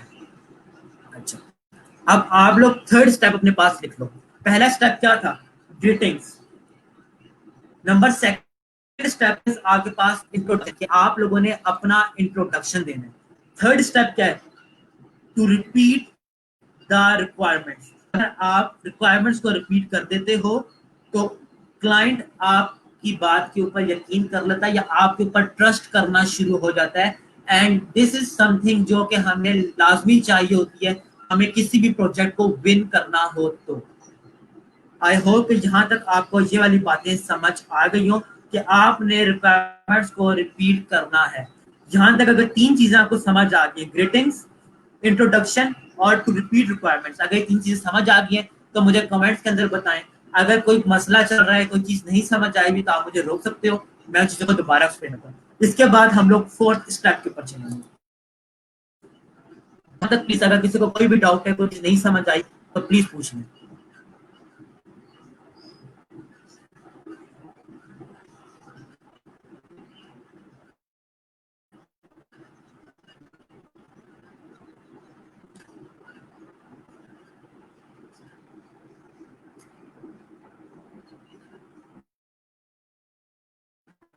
में थोड़ा सा बोरिंग है लेकिन जरूरी है। अगर पैसे कमाने हैं तो उसके लिए चीज बहुत जरूरी है कि आपके पास ऐसी कम्युनिकेशन स्किल्स होनी चाहिए कि आप किसी से भी अपनी बात आराम से मनवा सको।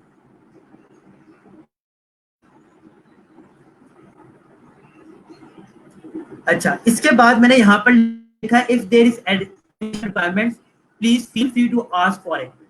यहाँ पर मैं क्लाइंट को अपने बेसिकली मैं अपने आप को ओपन कर रहा हूँ क्लाइंट के सामने कि भाई I am always open to questions, I am always open to queries. अगर आपको कोई भी चीज ऐसी है जो कि आप मुझसे और फर्दर डिस्कस करना चाहते हो या एडिशनल रिक्वायरमेंट चाहते हो, तो आप मुझे वो चीजें बता सकते हो गया।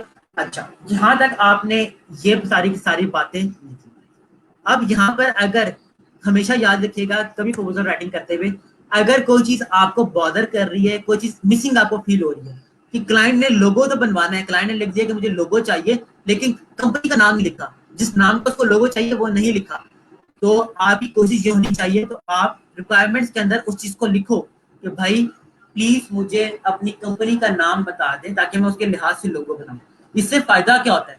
क्लाइंट को ये रियलाइज कि उसने मिस्टेक की थी और आप काम करने के लिए कितने ज्यादा कंसर्न हो, आप इतने कंसर्न हो कि आपने उसकी गलती निकाली। हो सकता है ना, क्लाइंट भी इंसान, इंसान से ही गलती होती है, हो सकता है कि वो गलती कर चुका हो, उसने कंपनी ना लिखी हो, तो जब अगर आप उससे वो बात पूछोगे कंपनी का नाम बता दो, 10 बाय रिक्वेस्ट क्लाइंट को रिसीव हुई है, 10 के 10 के अंदर सारे के सारे लोगों ने टेम्पलेट उठा उठा के भेजे, कॉपी पेस्ट किए हुए थे, लेकिन आपने अपना कंसर्न शो किया, वहां पर पूछा कि कंपनी का नाम क्या होना चाहिए, तो क्लाइंट लाजमी है कि आपसे ही काम करवाएगा, क्योंकि आपने उसकी चीजों को कंसिडरेशन के अंदर लिया, आप उसकी चीजों के बारे में कंसर्न हो। और जब कोई बंदा हमारी चीज के बारे में वैसा ही कंसर्न होता है जैसे कि उसकी अपनी चीज हो, तो हमारा उसके ऊपर ट्रस्ट बढ़ जाता है। अच्छा, if there is any additional requirement, feel free to ask for. अब यहाँ पर आप दो बातें लिख सकते हो, बट आई विल प्रोवाइड, और एक और बात है व्हाट यू विल। दो सेंटेंसेस मतलब दोनों का सेम ही है। अगर हम कॉन्टेक्स्ट देखा जाए तो कॉन्टेक्स्ट दोनों का सेम है, लेकिन वर्डिंग डिफरेंट है और वर्डिंग बहुत मैटर करती है। ठीक है, अगर किसी इंसान से मैं बात करूं तो आपको पता है मैं आपको क्या क्या चीजें दूंगा, तो ये एक अलग सेंस बनाता है। लेकिन मैं किसी इंसान से बात करूं, आपको पता है कि आपको क्या क्या मिलेगा। जब मिलेगा का वर्ड यूज करते हो ना, what you will get, client का इंटरेस्ट और बढ़ जाता है। ठीक हो गया, तो हमेशा ट्राई करें कि क्लाइंट के इंटरेस्ट के लिहाज से बात करें। आई का वर्ड ज्यादा यूज मत करें।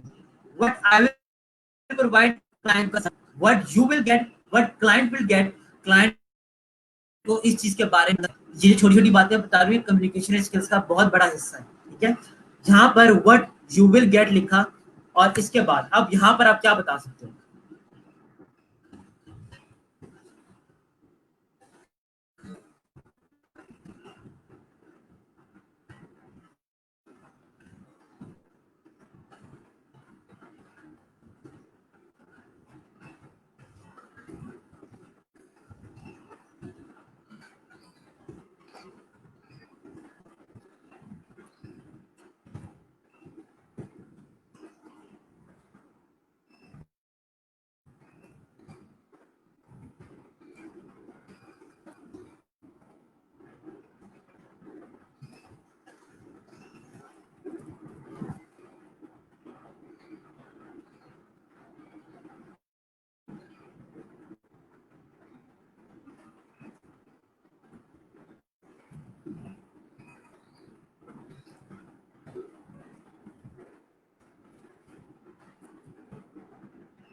ठीक हो गया, हमने वेक्टर सोर्स फाइल्स की बात की, यहीं पर डॉट पीडीएफ फॉर्मेट की बात करता हूँ।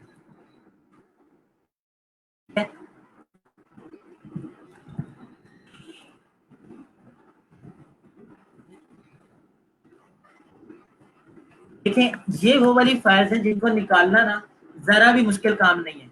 हम एक सेकंड के अंदर इन फाइल्स को अपने पास निकाल सकते हैं। अगर मैं बात करूं अपने पास इस फाइल की, तो देखें इस फाइल को पीएनजी में निकालना हो तो कोड में जाएंगे, पीएनजी पे क्लिक करेंगे तो पीएनजी पे क्लिक करेंगे, जेपीजी वाली फाइल निकल आएगी। पीडीएफ फाइल निकालनी है, सेव पे क्लिक करें तो एआई के साथ ही आपको यहाँ पर पीडीएफ का फॉर्मेट भी मिलता है। आप पीडीएफ में भी इस फाइल को सेव कर सकते हैं, आप ईपीएस फाइल में भी सेव कर सकते हैं। तो क्या अभी कहीं ना कहीं पर कोई मेहनत लग रही है?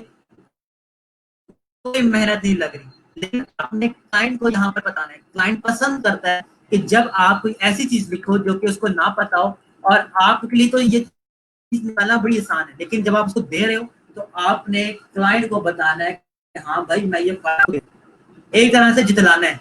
फाइल निकालना कोई बड़ा मसला नहीं, लेकिन आप जितलाओ, जो आप काम कर रहे हो उसको जितलाओ कि हाँ भाई मैं आपके लिए ये काम परफॉर्म कर रहा हूँ। ठीक है, फ्री मौका।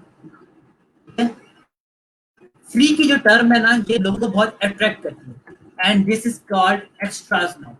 आप लोगों को जो मैंने दोस्त वाली एग्जांपल दी थी तो उसके अंदर मैंने बताया था कि हम एक्स्ट्रास देते हैं।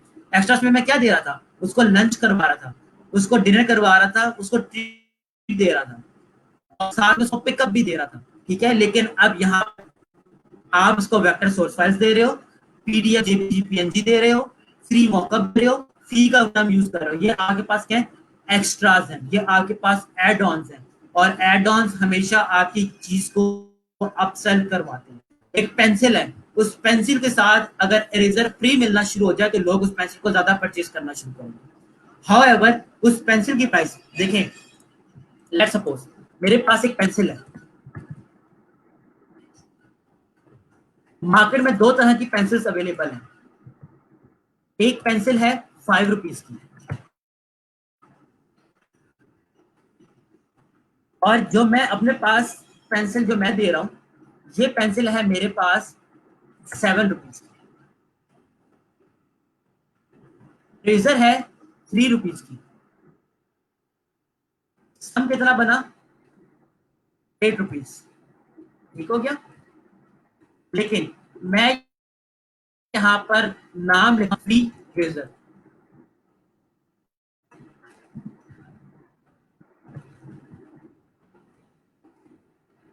यहाँ पर क्या हो रहा है, अब डिस्काउंट मिल रहा है, टोटल अमाउंट मुझे कितनी मिल रही है 7 रुपीज। अपनी प्राइसिंग तो मेरी हो गई है, लेकिन नंबर ऑफ सेल्स क्या हो जाएंगी, ज्यादा हो जाएंगी। जब नंबर ऑफ सेल्स ज्यादा हो जाएंगी, मेरे पास नंबर ऑफ जो मेरे पास आप कह सकते हो कि कमीशन है या आप कह सकते नंबर ऑफ प्रॉफिट है, वो मेरे पास क्या हो जाएगा, ज्यादा हो जाएगा। तो ये होती है मार्केटिंग टैक्टिक। आप फ्री में चीज प्रोवाइड तो कर रहे हो, लेकिन ये फ्री होगी नहीं। अभी हम लोग उसकी प्राइस को कोट करेंगे। ठीक है, अभी वेट करें, हम लोग उसकी प्राइस को भी कोट करेंगे। और इसके साथ में ही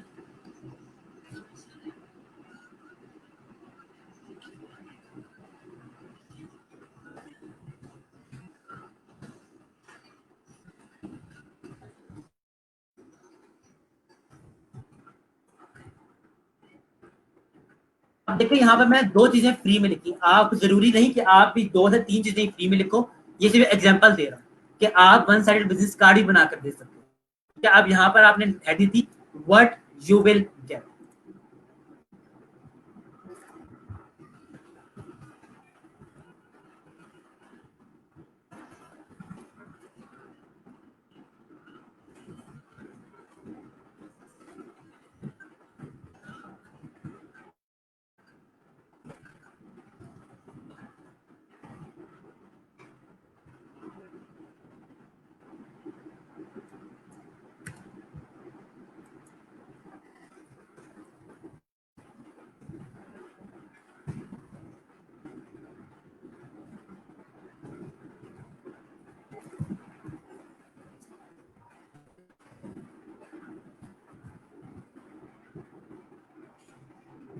यहाँ पर आप देख सकते हो कि मैंने लिखा I offer unlimited revisions that is. अब इसका रिवीजन का क्या मतलब है, रिवीजन का मतलब है कि क्लाइंट के लिए मैं तब तक काम करता हूं जब तक वो सेटिस्फाई नहीं हो जाता। ठीक है। और and I provide quick turn around. Quick turn around से क्या रात के मैं काम जल्दी, मैं महीना महीना लेट नहीं करवाता। क्लाइंट हमेशा चाहता है, जब बंदा जब भी कोई काम करवाना चाहे, वो चाहता है कि उसका काम जल्दी हो जाए। आज के दौर में हर इंसान जल्दी में है। अगर मुझे अपना फ्रिज ठीक करवाना है तो मैं चाहता हूँ कि जल्दी ठीक हो जाए। अगर मुझे अपनी गाड़ी करवानी है तो मैं चाहता हूँ कि गाड़ी जल्दी से जल्दी ठीक हो जाए। तो यहाँ पर भी हम लोगों को क्लाइंट को बताना पड़ता है कि मैं आपको क्विक टर्न अराउंड दूंगा, आप काम जल्द से जल्द करके दे दूंगा। आप बेशक यहाँ पर टाइम मत लिखो। ठीक है। जहां तक आई होप आपको समझ आ गई हो।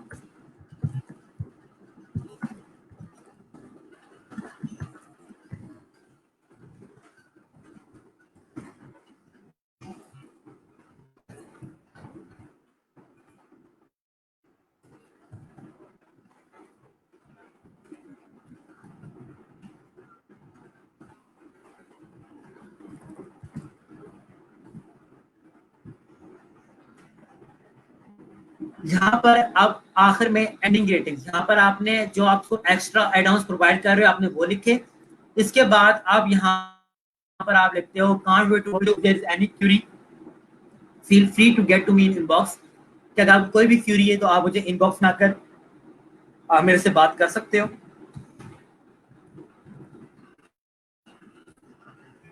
बेस्ट रिगार्ड्स एंड आखिर में आपका नाम। यहाँ तक आई होप कि आप लोगों को चीज समझ आ रही। ये प्रपोजल जो लिखा हुआ है अभी मैंने आप लोगों को एक इमेज फॉर्मेट दूंगा। ठीक है, तो उसके बारे में परेशान नहीं है। अच्छा, अब इसके अंदर एक और चीज देखें। यहाँ पर जब मैंने लिखा what you will get, what you will gate करने के बाद सारी बातें लिखी। ये जो चीजें अब अनलिमिटेड रिवीजन लिखने की बात है ना, ये हमारे पास फाइवर खुद से ऑप्शन है। ठीक है, आप एक एलईडी परचेज करने जाओ, आप परचेज करने जाओ, जब एलईडी परचेज करने जाते हो उसके ऊपर लिखा हुआ होता है एक प्रोडक्ट के ऊपर 1 साल की गारंटी, क्या 1 ईयर गारंटी या 1 ईयर वारंटी जो भी लिखा हुआ, 1 ईयर वारंटी लिखा हुआ, लेकिन वहीं पर वो शॉपकीपर आपको कह दे कि भाई इस चीज की गारंटी मेरी 5 साल के, 5 साल तक इस चीज कुछ भी नहीं होता। वो जो बॉक्स में लिखा हुआ होता है ना बड़ा बड़ा 1 ईयर वारंटी, वो आपके लिए उस टाइम मायने छोड़ देता है। वो मायने क्यों छोड़ देता है? क्योंकि उस दुकान की जबान के ऊपर आपका एतबार आ जाता है। बेशक एक प्रोडक्ट है, उस प्रोडक्ट के ऊपर लिखा हुआ है 1 ईयर वारंटी, लेकिन आप उस दुकानदार से फिर भी पूछते हो, ठीक है, चाइना से भी बहुत सारी प्रोडक्ट्स आती हैं, बड़ी चीजें होती हैं, आप फिर भी उस दुकानदार से पूछते हो इस प्रोडक्ट के ऊपर कितने साल की वारंटी है, और उसके जवाब में वो कह दे कि इसकी 1 साल की वारंटी है, लेकिन 5 साल की गारंटी तो मैं आपको देता हूँ ना, 5 साल तक इस प्रोडक्ट पर कुछ भी नहीं होता, अभी तक इसके अंदर कोई कंप्लेन नहीं आई। तो आप उसकी बात के ऊपर यकीन करके उससे वो चीज परचेज कर लेते हो। तो यहाँ पर आपने क्लाइंट को अपनी राजी करना है। जब आपने अपनी बात के ऊपर राजी करना है, तो उसके लिए क्या तरीके का है कि आप यहाँ पर लिख कर बताओ कि आई ऑफर अनलिमिटेड रिविजन। मैंने क्या बात कही कि जो भी काम दे रहे हैं, कोई भी काम करके दे रहे हैं, उसको जितलाना है यहाँ पर कि हाँ मैं आपके लिए ये काम कर रहा हूँ। ये छोटी छोटी हम बातें लिख रहे हैं ना, इन छोटी छोटी बातों के ऊपर क्लाइंट हमें $5 की जगह $25 या $35, $50 देने के ऊपर राजी होगा, सिर्फ इन चीजों, इन छोटी छोटी चीजों की वजह से। ठीक हो गया? जहां तक अगर प्रपोजल राइटिंग के अंदर कोई इश्यू है, कोई चीज नहीं समझ आई भी, तो अब आप लोग मुझसे पूछ सकते हो, और मैं आप लोगों के सामने उस चीज को एक्सप्लेन कर दूंगा। ठीक है, मैं आप लोगों के सामने इस चीज को लिख भी देता हूँ। Just give me a moment, इसको मैं आप लोगों के सामने ओपन कर रहा हूँ।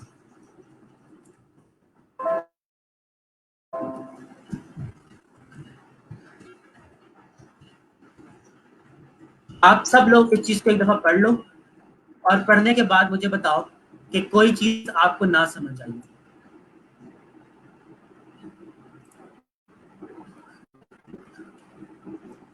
कोई भी चीज अगर आपको समझ नहीं आई होगी तो आप मुझसे पूछ सकते हो। ठीक है, मैं इनको साइड बाय साइड करके लिख कर रख रहा हूँ, ताकि आप लोगों को चीज समझ आए। आप प्लीज टेक योर टाइम, इस चीज को रीड आउट करें। कहीं पर भी कोई इश्यू आता है, कोई चीज नहीं समझ आ रही, तो आप प्लीज मुझसे पूछ सकते हैं।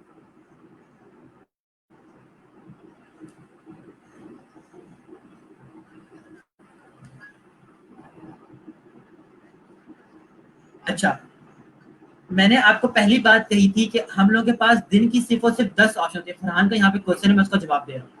मैंने आप लोगों को पहली बात कही थी, पहली बात क्या थी कि आप लोगों के पास सिर्फ और सिर्फ 10 बाय रिक्वेस्ट की ऑप्शन होती है।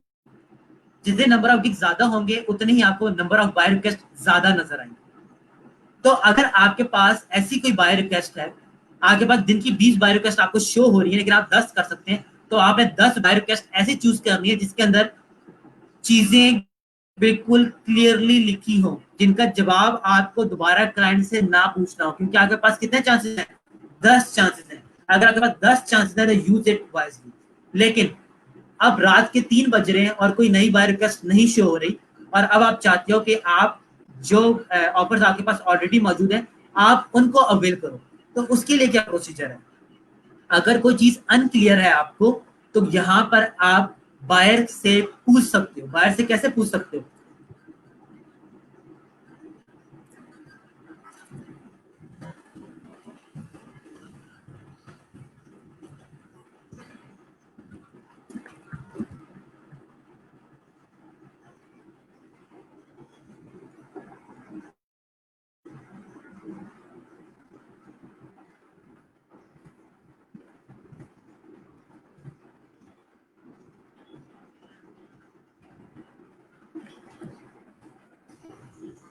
अगर आपके कोई क्वेश्चंस हैं, तो आप यहाँ पर इस तरीके से प्रॉपर फॉर्मेटिंग के साथ उसको ये क्वेश्चंस लिखकर बता सकते हैं। ठीक है, क्लाइंट पसंद करता है कि जब उससे सवाल किए जाए। जब कोई बंदा आपसे सवाल करता है, तो उसका मतलब ये होता है कि वो वाकई आपकी चीज के बारे में कंसर्न है। अगर कंसर्न है तो आप उसके ऊपर ट्रस्ट कर सकते हो। तो अगर आपके पास कोई भी क्वेश्चन है, आप पूछना चाहते हो, तो आप क्वेश्चन कर सकते हो उसको। लेकिन प्लीज, अब ये क्वेश्चन सिली नहीं होने चाहिए। क्वेश्चन से मुराद, क्वेश्चन ऐसा नहीं होना चाहिए कि आप क्लाइंट से पूछने लग जाओ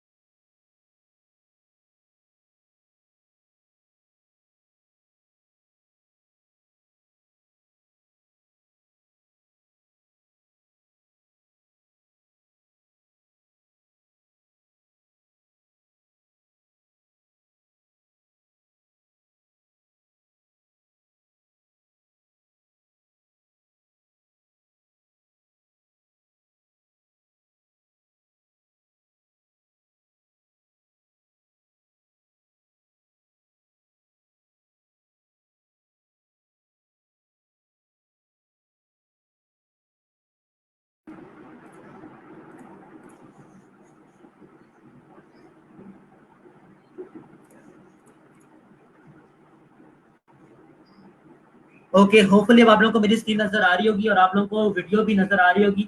अगर आ रही है नजर तो प्लीज मुझे बताएं ताकि मैं आगे चल सकूं।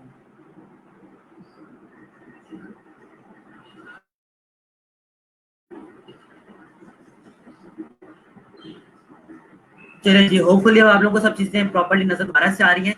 तो मैं फरहान की बात का जवाब दे रहा था। फरहान की बात का जवाब ये था कि आप ये जो क्वेश्चंस हैं आप इस तरीके से यहाँ लिख सकते हो। मैं ये कह रहा था कि जो आपके क्वेश्चंस होने चाहिए वो इसे कंट्राडिक्ट नहीं कर। अगर आपने यहाँ पर लिखा है कि मैं आपकी सारी बातें समझ चुका हूँ, ब्लिंक ब्लिंक इफेक्ट को भी समझ चुका हूँ, सब बातें, और यहाँ पर आपको सोचा कि ब्लिंक इफेक्ट क्या चीज है, तो ये आपकी आप बेसिकली क्या कर रहे हो, उसे कंट्राडिक्ट कर रहे हो।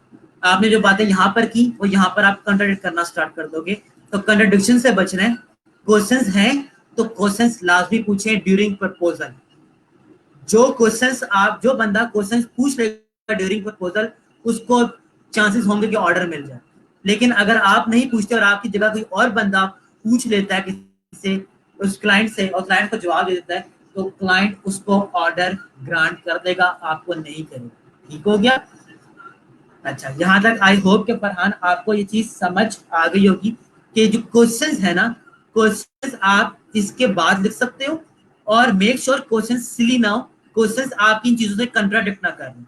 अगर आपको लोगो बनवाना है, लोगो लोगो क्लाइंट बनवाना चाहता है और आप उसे कलर प्रेफरेंसेस पूछना चाहते हो, तो आप यहाँ पर पूछ सकते हो। आप लोगों के बारे में, कंपनी लोगों के बारे में पूछ सकते हो, कंपनी के इनसाइट्स के बारे में पूछ सकते हो। इनसाइट्स से मतलब है कंपनी करती क्या है। कंपनी अगर करती क्या है हमें यही ना पता हो, तो हम लोग उस कंपनी का लोगो नहीं बना सकते। ठीक है? आई होप कि आप लोगों को ये चीज, फरहान आपको स्पेशली चीज समझ आ गई हो। स्टिल कोई डाउट हो तो पूछ लीजिएगा। अच्छा, I want to ask we will see by request in Fiverr then write proposal to client for suitable order after that client inbox first order. अच्छा, अभी मैं इसी चीज को कॉपी करके भी आपको दिखाता हूँ बाय रिक्वेस्ट में, कि बाय रिक्वेस्ट में कैसे भेजते हैं।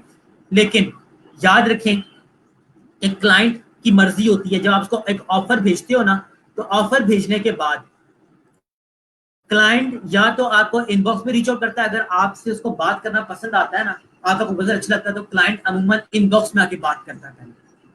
या दूसरी क्या रीजन हो सकती है कि क्लाइंट आपको सीधा सीधा ऑर्डर प्लेस कर दे। अगर क्लाइंट क्या करता है, आपके पास इनबॉक्स में आता है, तो आपने क्या करना है वो भी मैं थोड़ी में आपको बताता हूँ। तो प्लीज हैंग ऑन, मैं आपको इस बारे में बता देता हूँ। अगर अगर ये बात मैं ना बताऊं तो प्लीज आपने दोबारा मुझसे पूछनी है। ठीक है? ये बात बहुत इंपॉर्टेंट है, मैं भी आपको बताऊंगा ये चीज उसके बारे में। अगर बायर से ड्यूरिंग प्रोजेक्ट कम्युनिकेट करना हो तो कैसे होगा? फिर आप इनबॉक्स में कम्युनिकेट कर सकते हो यार, वो मसला नहीं है। जब बायर आपको ऑर्डर कर देता है, आप कम्युनिकेट करना चाहते हो, तो इनबॉक्स हमेशा अवेलेबल होता है, आप इनबॉक्स में से बात कर सकते हो।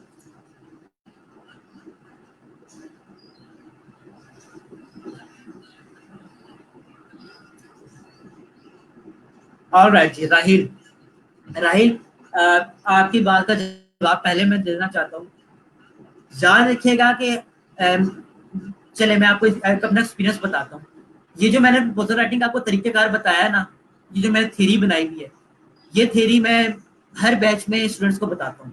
ये थ्योरी में स्टूडेंट वाली ये जो कहानी है ना, रूठे याद को मनाना, ये सारी की सारी कहानी मैं हर बैच के अंदर बताता हूँ। और ये जो कहानी है ना, ये मेरी अपनी बनाई हुई है। ये कहानी मैंने अपने एक्सपीरियंस से बनाई है। मैंने छोटी छोटी चीजों को डीपली ऑब्जर्व किया और उसके बाद ये प्रपोजल राइटिंग का एक कॉन्सेप्ट बनाकर आप लोगों के सामने देखा। मेरे से अच्छे भी लोग प्रपोजल राइटिंग कर सकते हैं, मैं बहुत अच्छा नहीं हूँ। ठीक है? लेकिन ये जो चीज मैंने अभी आपको बताई है, ये चीज मेरे लिए वर्कआउट की है। इस चीज ने मेरे लिए वर्कआउट किया है बड़ी आसानी के साथ। एक प्रोजेक्ट था जिसके ऊपर 152 बाय रिक्वेस्ट ऑलरेडी हो चुकी थी, एंड मैं सिर्फ बैठा हुआ था और मैंने सोचा कि क्यों ना अपनी प्रपोजल राइटिंग को टेस्ट किया जाए कि मेरी प्रपोजल राइटिंग कैसी है।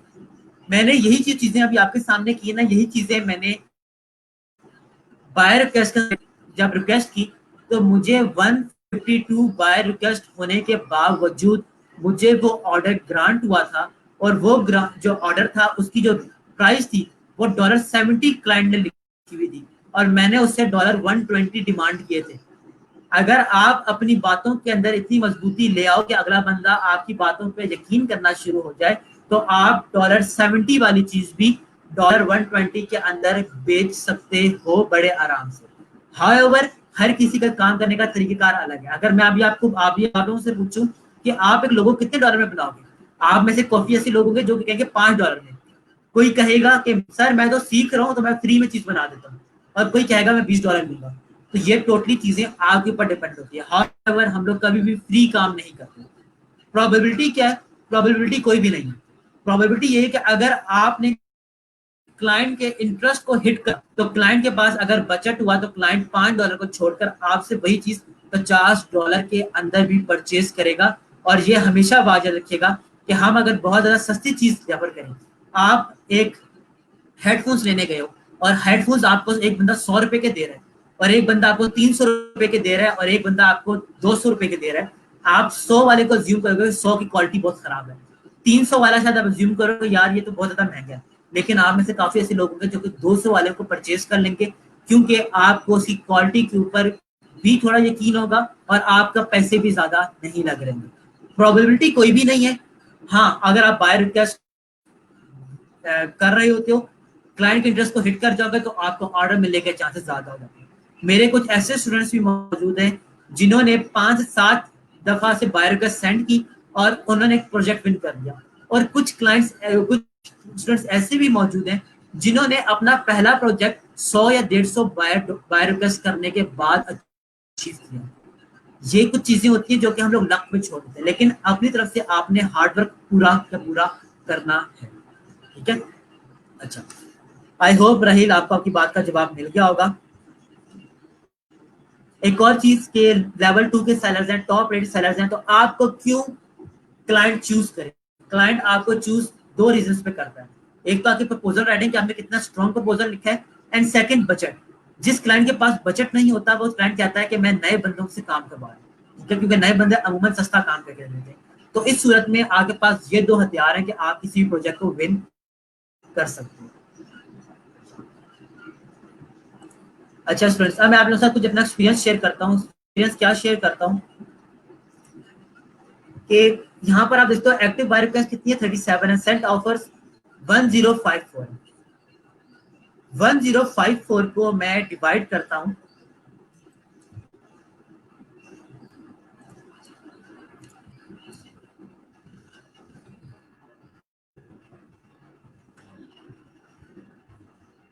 1054 डिवाइडेड बाई 10। इसका यह मतलब है कि मैंने अभी तक अपनी जिंदगी में फाइवर के ऊपर बात कर रहा हूँ, फाइवर के ऊपर सिर्फ और सिर्फ 105 दिन तक बिडिंग की है। अगर 105 दिन तक मैं रोज 10 बिडिंग करूं तो मेरे पास कितनी बाय रिक्वेस्ट यहाँ पे बन जाती है? 1054। ठीक है, मैं मेरा फाइवर का एक्सपीरियंस राइट नाउ 5 साल से ऊपर का होने वाला है। 5 साल को चलें 365 डिवाइडेड इंटू 5 कितने दिन बनते हैं? 1825 डेज बनते हैं, 1825 दिन बनते हैं। लेकिन उसमें से सिर्फ और सिर्फ 105 दिन मैंने बाय रिक्वेस्ट परफॉर्म की। अब आपको मैं अपने नेचर के हिसाब से कुछ चीजें बताना चाहता हूँ। मुझे ना बाय रिक्वेस्ट करना बड़ा बुरा लगता है, मुझे प्रपोजल राइटिंग करना बड़ा बुरा लगता है, लेकिन मजबूरी थी और ये काम मैंने परफॉर्म भी किया। क्यों परफॉर्म किया? ताकि मेरी प्रोफाइल चलना स्टार्ट हो, क्योंकि इसके बगैर तो कोई चारा था नहीं ना कि प्रोफाइल चल सके। राइट नाउ अगर मैं आपसे बात करूं तो मैं हर पिछले कोई 2 या तकरीबन हो चुका है, 2.5 साल हो चुके हैं, 3 साल हो चुके हैं, मैं सिर्फ हर बैच के अंदर स्टूडेंट्स को समझाने के लिए अपने पास इन बाय रिक्वेस्ट को परफॉर्म करता हूँ और सेंड करता हूँ। इसके अलावा मैं बाय रिक्वेस्ट सेंड नहीं करता। Right now you can say कि मुझे मेरे जो ऑर्डर्स होते हैं वो बगैर बाय रिक्वेस्ट किए हुए मिलते हैं। क्यों मिलते हैं? क्योंकि मेरी गिग रैंक हुई भी है, मेरे काम की क्वालिटी हाई है, क्लाइंट्स मेरे पास रिपीटेडली आते हैं। एक क्लाइंट ने अगर काम करवाया है तो महीने के बाद दोबारा से आता है काम करवाने के लिए, क्योंकि उसकी काम क्वालिटी में क्या कहता हूँ हाई करके देता हूँ। अच्छी क्वालिटी का काम करें, क्लाइंट आपके पास रिपीटेडली आते हैं। और हमेशा याद रखिएगा जो रिपीटेड क्लाइंट होता है वो आपके बिजनेस को बढ़ाता है। वन टाइम सेलिंग आपके बिजनेस को नहीं बढ़ाती। वन टाइम सेलिंग से क्या होता है, आप एक ही दफा में चीज बेच पाते हो, लेकिन रिपीटेड क्लाइंट्स क्या करते हैं, जब आपसे एक ही क्लाइंट 10 15 दफा एक चीज को परचेज करता है तो आपका बिजनेस यहाँ पर ग्रो करता है। अब एक सवाल था कि सर हम अगर क्लाइंट को प्रपोजल लिख कर देते हैं, चलिए मैं आपके सामने ओपन कर लेता हूँ इस प्रोजेक्ट को जरा देख लें। आई डोंट नो मैं किस प्रोजेक्ट को ओपन कर रहा हूँ, बट सिर्फ यहाँ पर देखें। आपको मैंने कहा था कि मैं आप लोगों को ऑर्डर्स भी दिखाऊंगा, आज ऑर्डर नहीं दिखा रहा, बाद में भी दिखाऊंगा, लेकिन सिर्फ एक चीज किसका क्वेश्चन था ये? मुदस्सर का क्वेश्चन था। मुदस्सर का क्वेश्चन ये था हम लोग उससे कांटेक्ट कर सकते हैं। देखिए ऑर्डर चल रहा है मेरे पास, मैंने जैसे कोई काम नहीं करके दिया, लेकिन क्या मैं इससे कांटेक्ट कर सकता हूँ? मैं बिल्कुल कांटेक्ट कर सकता हूँ। मैं यहाँ पर जाऊंगा कन्वर्सेशन के अंदर, कन्वर्सेशन में जाकर मैं इस क्लाइंट के साथ बात कर सकता हूँ और यहाँ पर भी लिख कर मैं इस बंदे के साथ बात कर सकता हूँ। कोई भी मुझे एडिशनल रिक्वायरमेंट चाहिए होगी तो मैं वो रिक्वायरमेंट पूछ सकूंगा। ठीक है। अच्छा, यहाँ पर एहसन कह रहे हैं जी आपकी मार्केट रेपुटेशन बेटर है। जब भी एक बिजनेस ग्रो करता है उसको अपनी मार्केट रेपुटेशन बनानी पड़ती है। जब मैंने फ्रीलांसिंग स्टार्ट की थी तो मैंने फ्रीलांसिंग के ऊपर जब लोग ग्राफिक डिजाइनर्स को देखता था तो ये जो एहसन अभी बात कर रहे हैं ना, आपकी मार्केट रेपुटेशन बेटर है, मेरे दिल में भी ये बात आती थी कि मार्केट रेपुटेशन बेटर है बाकी लोगों की। मेरे पास मार्केट रेपुटेशन मेरी अच्छी नहीं है, बट हम लोगों को कहीं ना कहीं से स्टार्ट करना पड़ता है। ठीक है, we have to start from somewhere. हमें कहीं ना कहीं से स्टार्ट करना पड़ेगा। आपसे पहले भी जो स्टूडेंट्स गुजरे हैं वो भी तो ऑर्डर्स कर रहे हैं, वो भी तो फ्रीलांसिंग मार्केट के अंदर 100 150 ऑर्डर्स कर चुके हैं, उन्होंने कहीं ना कहीं स्टार्ट किया। इस चीज को मत देखें कि आगे हमारे पास कितने हर्डल्स हैं। आप लोगों ने अपना बेस्ट देना है। प्रपोजल राइटिंग करते हुए अपना बेस्ट प्रपोजल लिखना है। आपने बाय रिक्वेस्ट करते हुए अपनी बेस्ट बाय रिक्वेस्ट लिखनी है। आपने गिग बनाते हुए अपनी बेस्ट गिग लिखनी है। आपने काम करते हुए अपना बेस्ट काम देना है। आपका मुकाबला आप खुद के साथ है, किसी और के साथ नहीं। ठीक है। और मार्केट के अंदर रेपुटेशन आहिस्ता आहिस्ता ही ग्रो करती है। अगर आप ये ज्यूम कर लो कि मैं मोबाइल फोन लॉन्च करूं, ठीक है, और मैं एप्पल कंपनी को टक्कर देना शुरू कर दूं, तो ऐसा हो नहीं सकता। ठीक है, मुझे इसके लिए सालों की मेहनत चाहिए होगी। तो अभी अगर आप लोग ये ज्यूम कर रहे हो कि हम लोग एक दिन में ही उस मकाम पहुंच जाएंगे जहां पर लोगों ने सालों तक पहुंचे, तो ऐसा पॉसिबल नहीं। आपको step by step, step by step चीजों के ऊपर मूव ऑन करना पड़ेगा। अच्छा, अभी एक और क्वेश्चन भी आया था। क्वेश्चन किसका था? फेसबुक यूजर लिखा था। मैं इस बात का आपको कहा था कि जवाब दूंगा। क्लाइंट को आपने बाय रिक्वेस्ट में अंदर एक रिक्वेस्ट लिखकर भेज दिया। जो हमने रिक्वेस्ट लिखकर भेजी, अब वो क्लाइंट आपके साथ इनबॉक्स में आ चुके हैं। आप तो भूल चुके हैं ना, आपने दिन की 10 बाय रिक्वेस्ट कर रहे हैं, आप तो भूल जाते हैं कि भाई मैंने इस क्लाइंट को क्या बाय रिक्वेस्ट की थी। तो आपने कहां से आकर देखना है? सेंड ऑफर्स में जाएंगे और सेंड ऑफर्स में जाकर आपको यहाँ पर क्लाइंट्स के नेम शो होना शुरू हो जाएंगे। आप क्लाइंट्स के नेम को देखकर देख सकते हो कि मैंने इस क्लाइंट को क्या इस क्लाइंट ने मुझसे क्या डिमांड किया था और मैंने इस क्लाइंट को क्या लिखकर भेजा है। ठीक है, यहाँ पे देखें ये क्लाइंट की पुरानी रिक्वेस्ट शो हो रही है और इसके बाद जो आपने उसको लिख कर भेजा था ना, वो सारी की सारी चीजें यहाँ पर शो हो रही है। सो ऐसा ना हो कि क्लाइंट को आपने कहा हो कि जी मैं आपको 2 लोगो बनाकर दूंगा, क्लाइंट आगे कहता है कि आप मुझे 2 लोगोस बनाकर देंगे, आप नहीं नहीं मैं तो सिर्फ एक लोगो बनाकर दूंगा। तो प्लीज जाकर देख लीजिएगा कि पहले आपने अगर 2 लोगों की बात की है तो आप 2 लोगों की ही यहाँ पर रिक्वेस्ट लिखो। ऑलराइट जी, यहाँ तक आप किसी को कोई क्वेश्चन तो आप लोग पूछ सकते हो।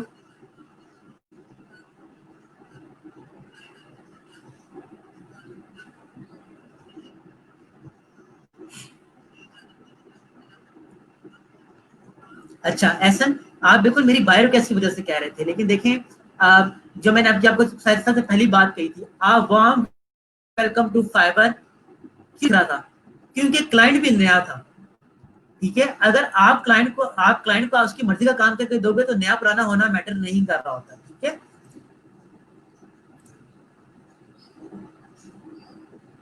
अच्छा, क्लाइंट हमसे सैंपल डिमांड करे जो हमने पुराना काम किसी के साथ किया हो। अब ये सवाल बड़ा अच्छा सवाल है कि सर अभी तो हमने कुछ काम किया ही नहीं है। तो जो मैं आपको कहता हूँ ना कि अपना पोर्टफोलियो बनाए, तरह तरह की चीजें बनाए। अगर लोगों की गिग बना रहे हैं तो लोगों की डिफरेंट टाइप्स ऑफ लोगोस अपने पास बनाना शुरू कर दें, ताकि क्लाइंट अगर कभी आपसे कोई चीज डिमांड करे तो आप लोग उस चीज को क्लाइंट को दिखा सकें। ठीक है। एक तो ये तरीका हो गया दिखाने का। दूसरा क्या तरीका हो सकता है, आप लोगों को मेरी होपफुली आवाज आ रही होगी, किसी को आवाज नहीं आ रही, कोई प्रॉब्लम हो रही है आवाज के अंदर तो प्लीज मुझे बता दो, मैं मोबाइल फोन के ऊपर चेक कर लूँ कि आप लोगों को आवाज ठीक आ रही है कि नहीं आ रही।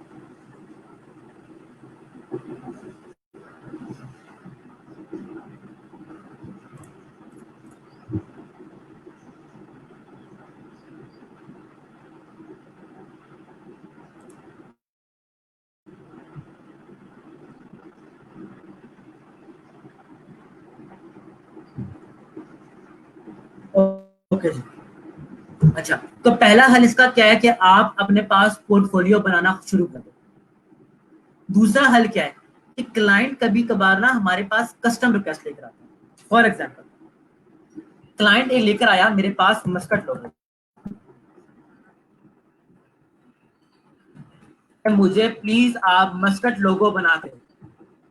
लेकिन आपने तो अपनी जिंदगी में आज तक सिर्फ और सिर्फ मिनिमलिस्ट लोगो बनाए,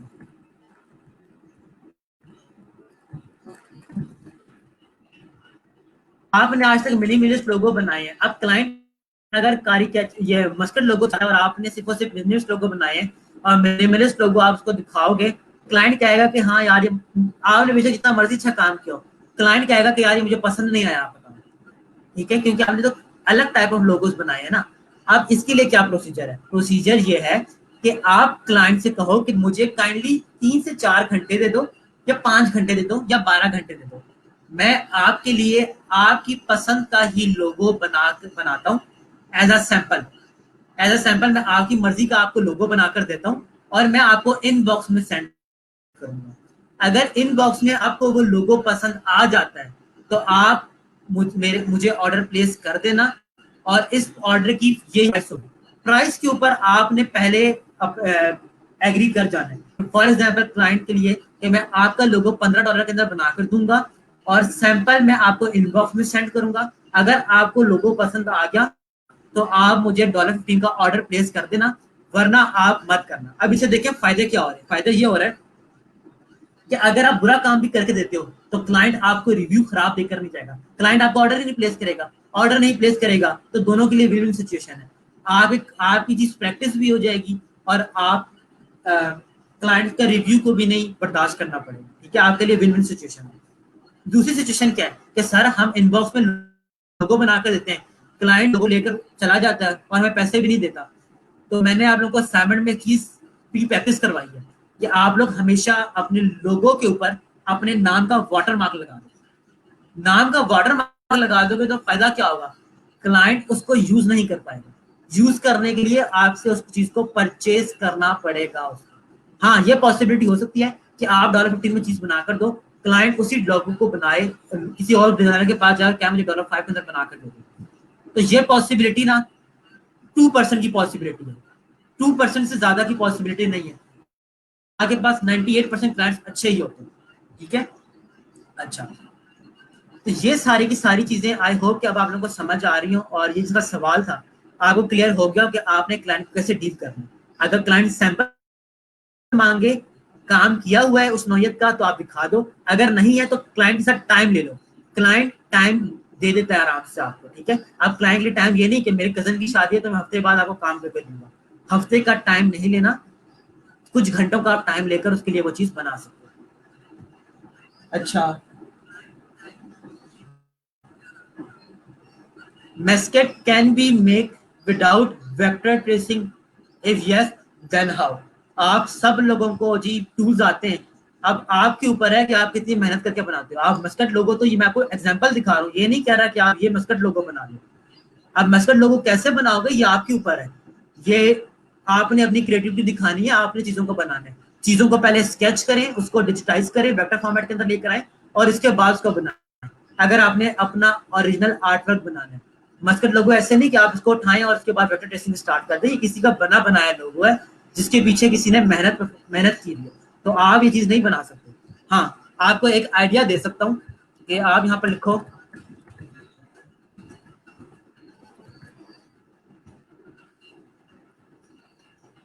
अगर आपको यहाँ पर ये ईगल का सिलहुटे मिलना स्टार्ट हो जाए या ईगल की पिक्चर मिलना स्टार्ट हो जाए इस ब्लैक एंड व्हाइट पिक्चर को लेकर आप इसको टर्न कर सकते हो मस्टर्ड लोगो के अंदर। अब ये कैसे करोगे, इसके लिए आपको खुद से अकल लगानी पड़ेगी कि किस तरीके से आप पेन टूल से ट्रेसिंग करोगे, कैसे कलर्स दोगे, कैसे टेक्सचर्स को, कैसे आप इफेक्ट्स को ऐड करोगे, कैसे आप शेडोज दोगे, कैसे आप हाईलाइट्स दोगे। ये सारी की सारी चीजें आपको सीखनी पड़ेंगी खुद से। टूल्स आप लोगों को सिखा चुका हूँ, बाकी क्रिएटिविटी का मैदान आपके लोगों के लिए ओपन है, आपको उसके ऊपर खुद से काम करना होगा। अच्छा,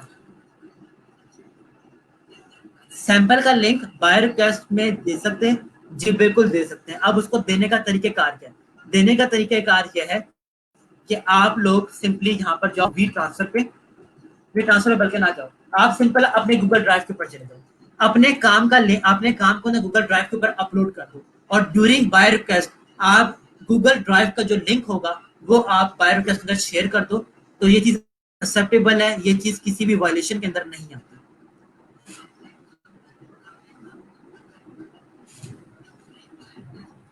अब मैं इसी बाय रिक्वेस्ट को जरा आपको करके दिखा दूं कि बाय रिक्वेस्ट हमने की किस तरीके से। ठीक है,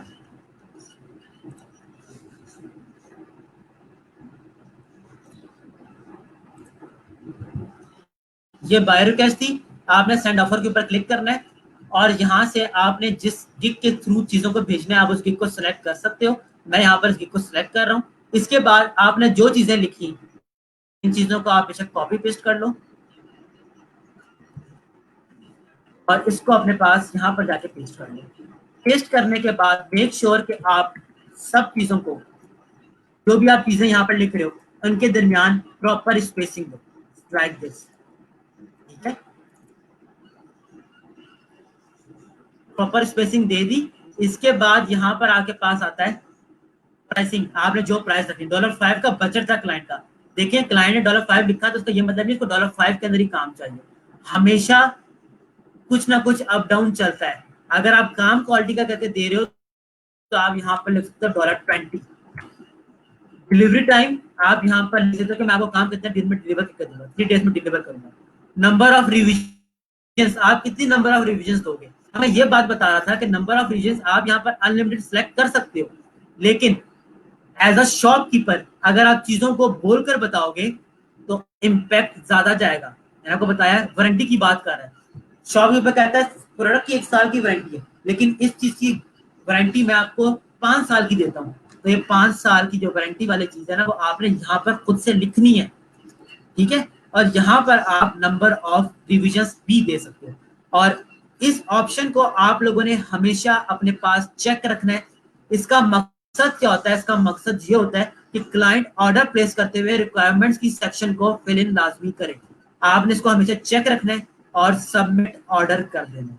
जब मैं आप लोगों को सबमिट ऑर्डर करेंगे तो ये रिक्वेस्ट आपकी सेंड हो जाएगी और बायर बाद में इसको व्यू कर सकता है। बायर रिक्वेस्ट करते हुए याद रखिएगा कि आप लोगों ने स्पेलिंग मिस्टेक से इज्तनाब करना है। आप लोगों के पास स्पेलिंग मिस्टेक्स नहीं होनी चाहिए।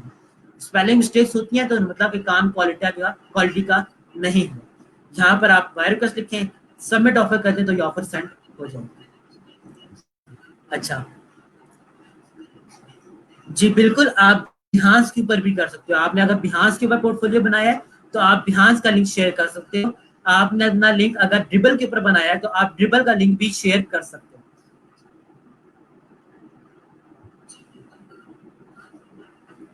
ले लें जी, यही जो ट्रिक बताई गई है ये इन्होंने ऑलरेडी अपनी अकल को यूज करते हुए भी चीज अप्लाई की थी। And now you can say this कि इन्होंने भी ऑर्डर इसी तरीके से विन किया था। तो आप लोगों के सामने जी एक लाइव एग्जांपल भी आ गई है। तो आई होप कि ये चीजें आप लोगों को अब समझ आ रही हो और आज से बाय रिक्वेस्ट करना शुरू कर दें।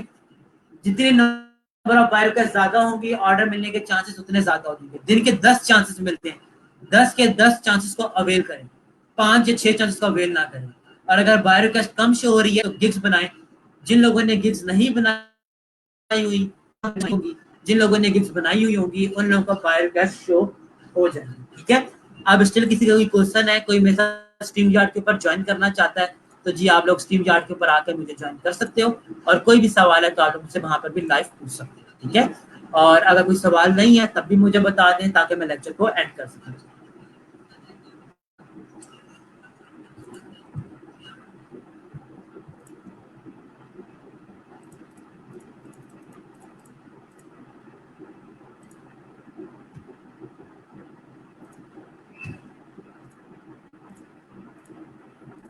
Just give me a moment जी, मेरे पास ये चल रहा है। अगर कोई क्वेश्चन है आप अपनी क्वेश्चन कर सकते हो। जब एक क्लाइंट बाय रिक्वेस्ट कर, जब बाय रिक्वेस्ट के थ्रू किसी को प्लेस कर देता है तो बाय रिक्वेस्ट गायब हो जाती है। ठीक है, फॉर किसी भी क्लाइंट से आप काम कर रहे हो, आपने उसको बाय रिक्वेस्ट भेजी, उसने किसी और को बाय ऑर्डर प्लेस कर दिया, तो वो रिक्वेस्ट ही गायब हो जाएगी। जब रिक्वेस्ट गायब हो जाएगी तो समझ जाएं कि वो ऑर्डर प्लेस हो चुका है। और हमेशा मोस्ट रिसेंट वंस जो होंगे उनके ऊपर आप लोगों ने बिडिंग परफॉर्म करनी है। जो रिसेंट वंस हो आपने उनके ऊपर देखें, 30 अगस्त के ऑर्डर्स हुए हैं, इनके ऊपर बिडिंग करने की जरूरत नहीं है। जहाँ पर 4 सितंबर का शो है आप इसको बिड कर सकते हो। ठीक है,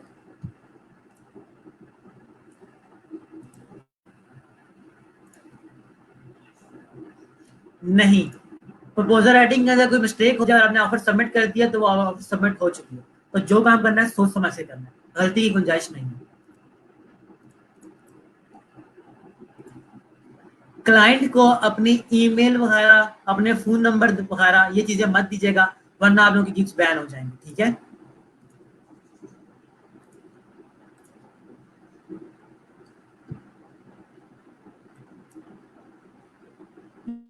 प्लीज आप में से कोई भी ज्वाइन करना चाहता है तो यहाँ से आप कॉपी कर लो इस लिंक को, PUHFDI7S6P।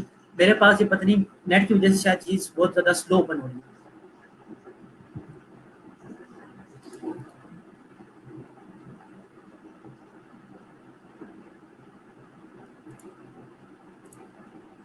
एनीवन, किसी का कोई क्वेश्चन हो प्रपोजल राइटिंग के अगेंस्ट तो आप लोग पूछ सकते हो। और आप लोग प्रपोजल राइटिंग करना स्टार्ट करो तो इंशाल्लाह आप लोग के जो प्रपोजल जो आप लोग बाय रिक्वेस्ट भेजोगे उनको भी बाद में व्यू कर लिया जाएगा। प्लीज बाय रिक्वेस्ट मुझे लिख कर मत भेजिएगा। व्हाट्सएप के ऊपर मैं आप लोग की बाय रिक्वेस्ट नहीं चेक करूंगा। ठीक है, अपने बाय रिक्वेस्ट को खुद से ही आप लोगों ने जज करना है। और सबसे अच्छी चीज यही होती है कि आप इंटरनेट के ऊपर लिखो हाउ टू राइट प्रपोजल्स,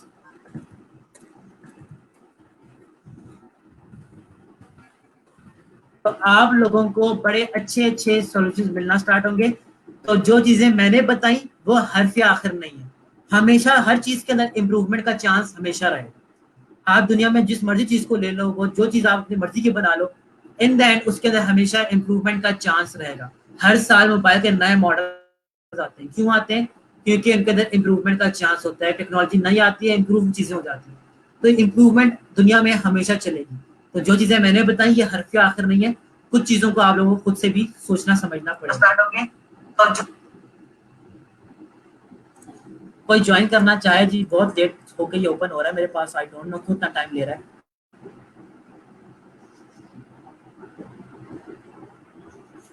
चलो मैं कमेंट्स के अंदर लिख देता हूँ।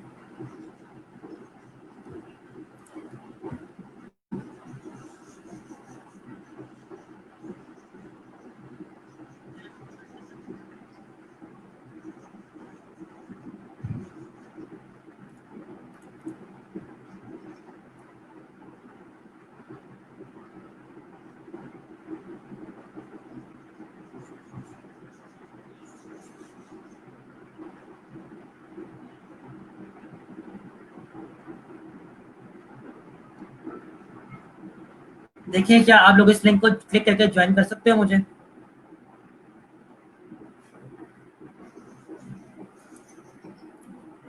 ये जी लिंक पेस्ट कर दिया मैंने। अगर कोई ज्वाइन करना चाहता है स्ट्रीम यार्ड के ऊपर तो मोस्ट वेलकम।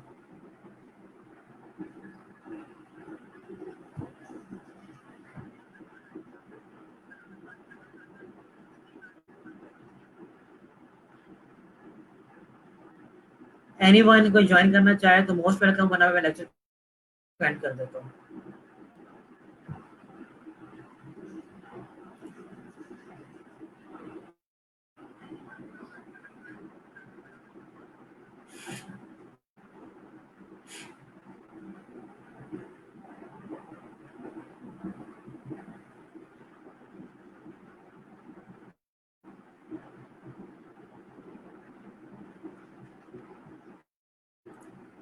यार देखिए, वो चीज आप फरहान कह रहे हो ना, क्या आपने बात किया है, क्या आप का लिंक, आप पोर्टफोलियो का लिंक दे देते हो, आप उसके अंदर से अपनी सोच के हिसाब से आपको बाहर कांटेक्ट कर ले तो वो अलग चीज है। लेकिन अगर आप डेली, ठीक है, जानबूझकर आप गूगल ड्राइव का जो आपने लिंक दिया हुआ है वहां पर आपने अपना ईमेल, अपना फोन नंबर दिया हुआ है, तो ये चीज वायलेशन के अंदर कंसिडर होती है। ठीक है, तो डेलिबरेटली कुछ भी नहीं करना, आप लोगों ने खुद से इन चीजों को देखना है कि इन चीजों से आपने बचना है, जितना बच सके इन चीजों से बचें, क्योंकि जब क्लाइंट फाइवर जब आपको जज करना स्टार्ट करता है तो फिर ये नहीं देखता कि आपने उसको क्या चीज सेंड की थी। फाइवर जो चीज बैन होती है उसको बैन ही कर देता है। अपने एंड पे आपने ख्याल रखना है, बाकी कुछ चीजें अल्लाह के ऊपर भी छोड़ दें।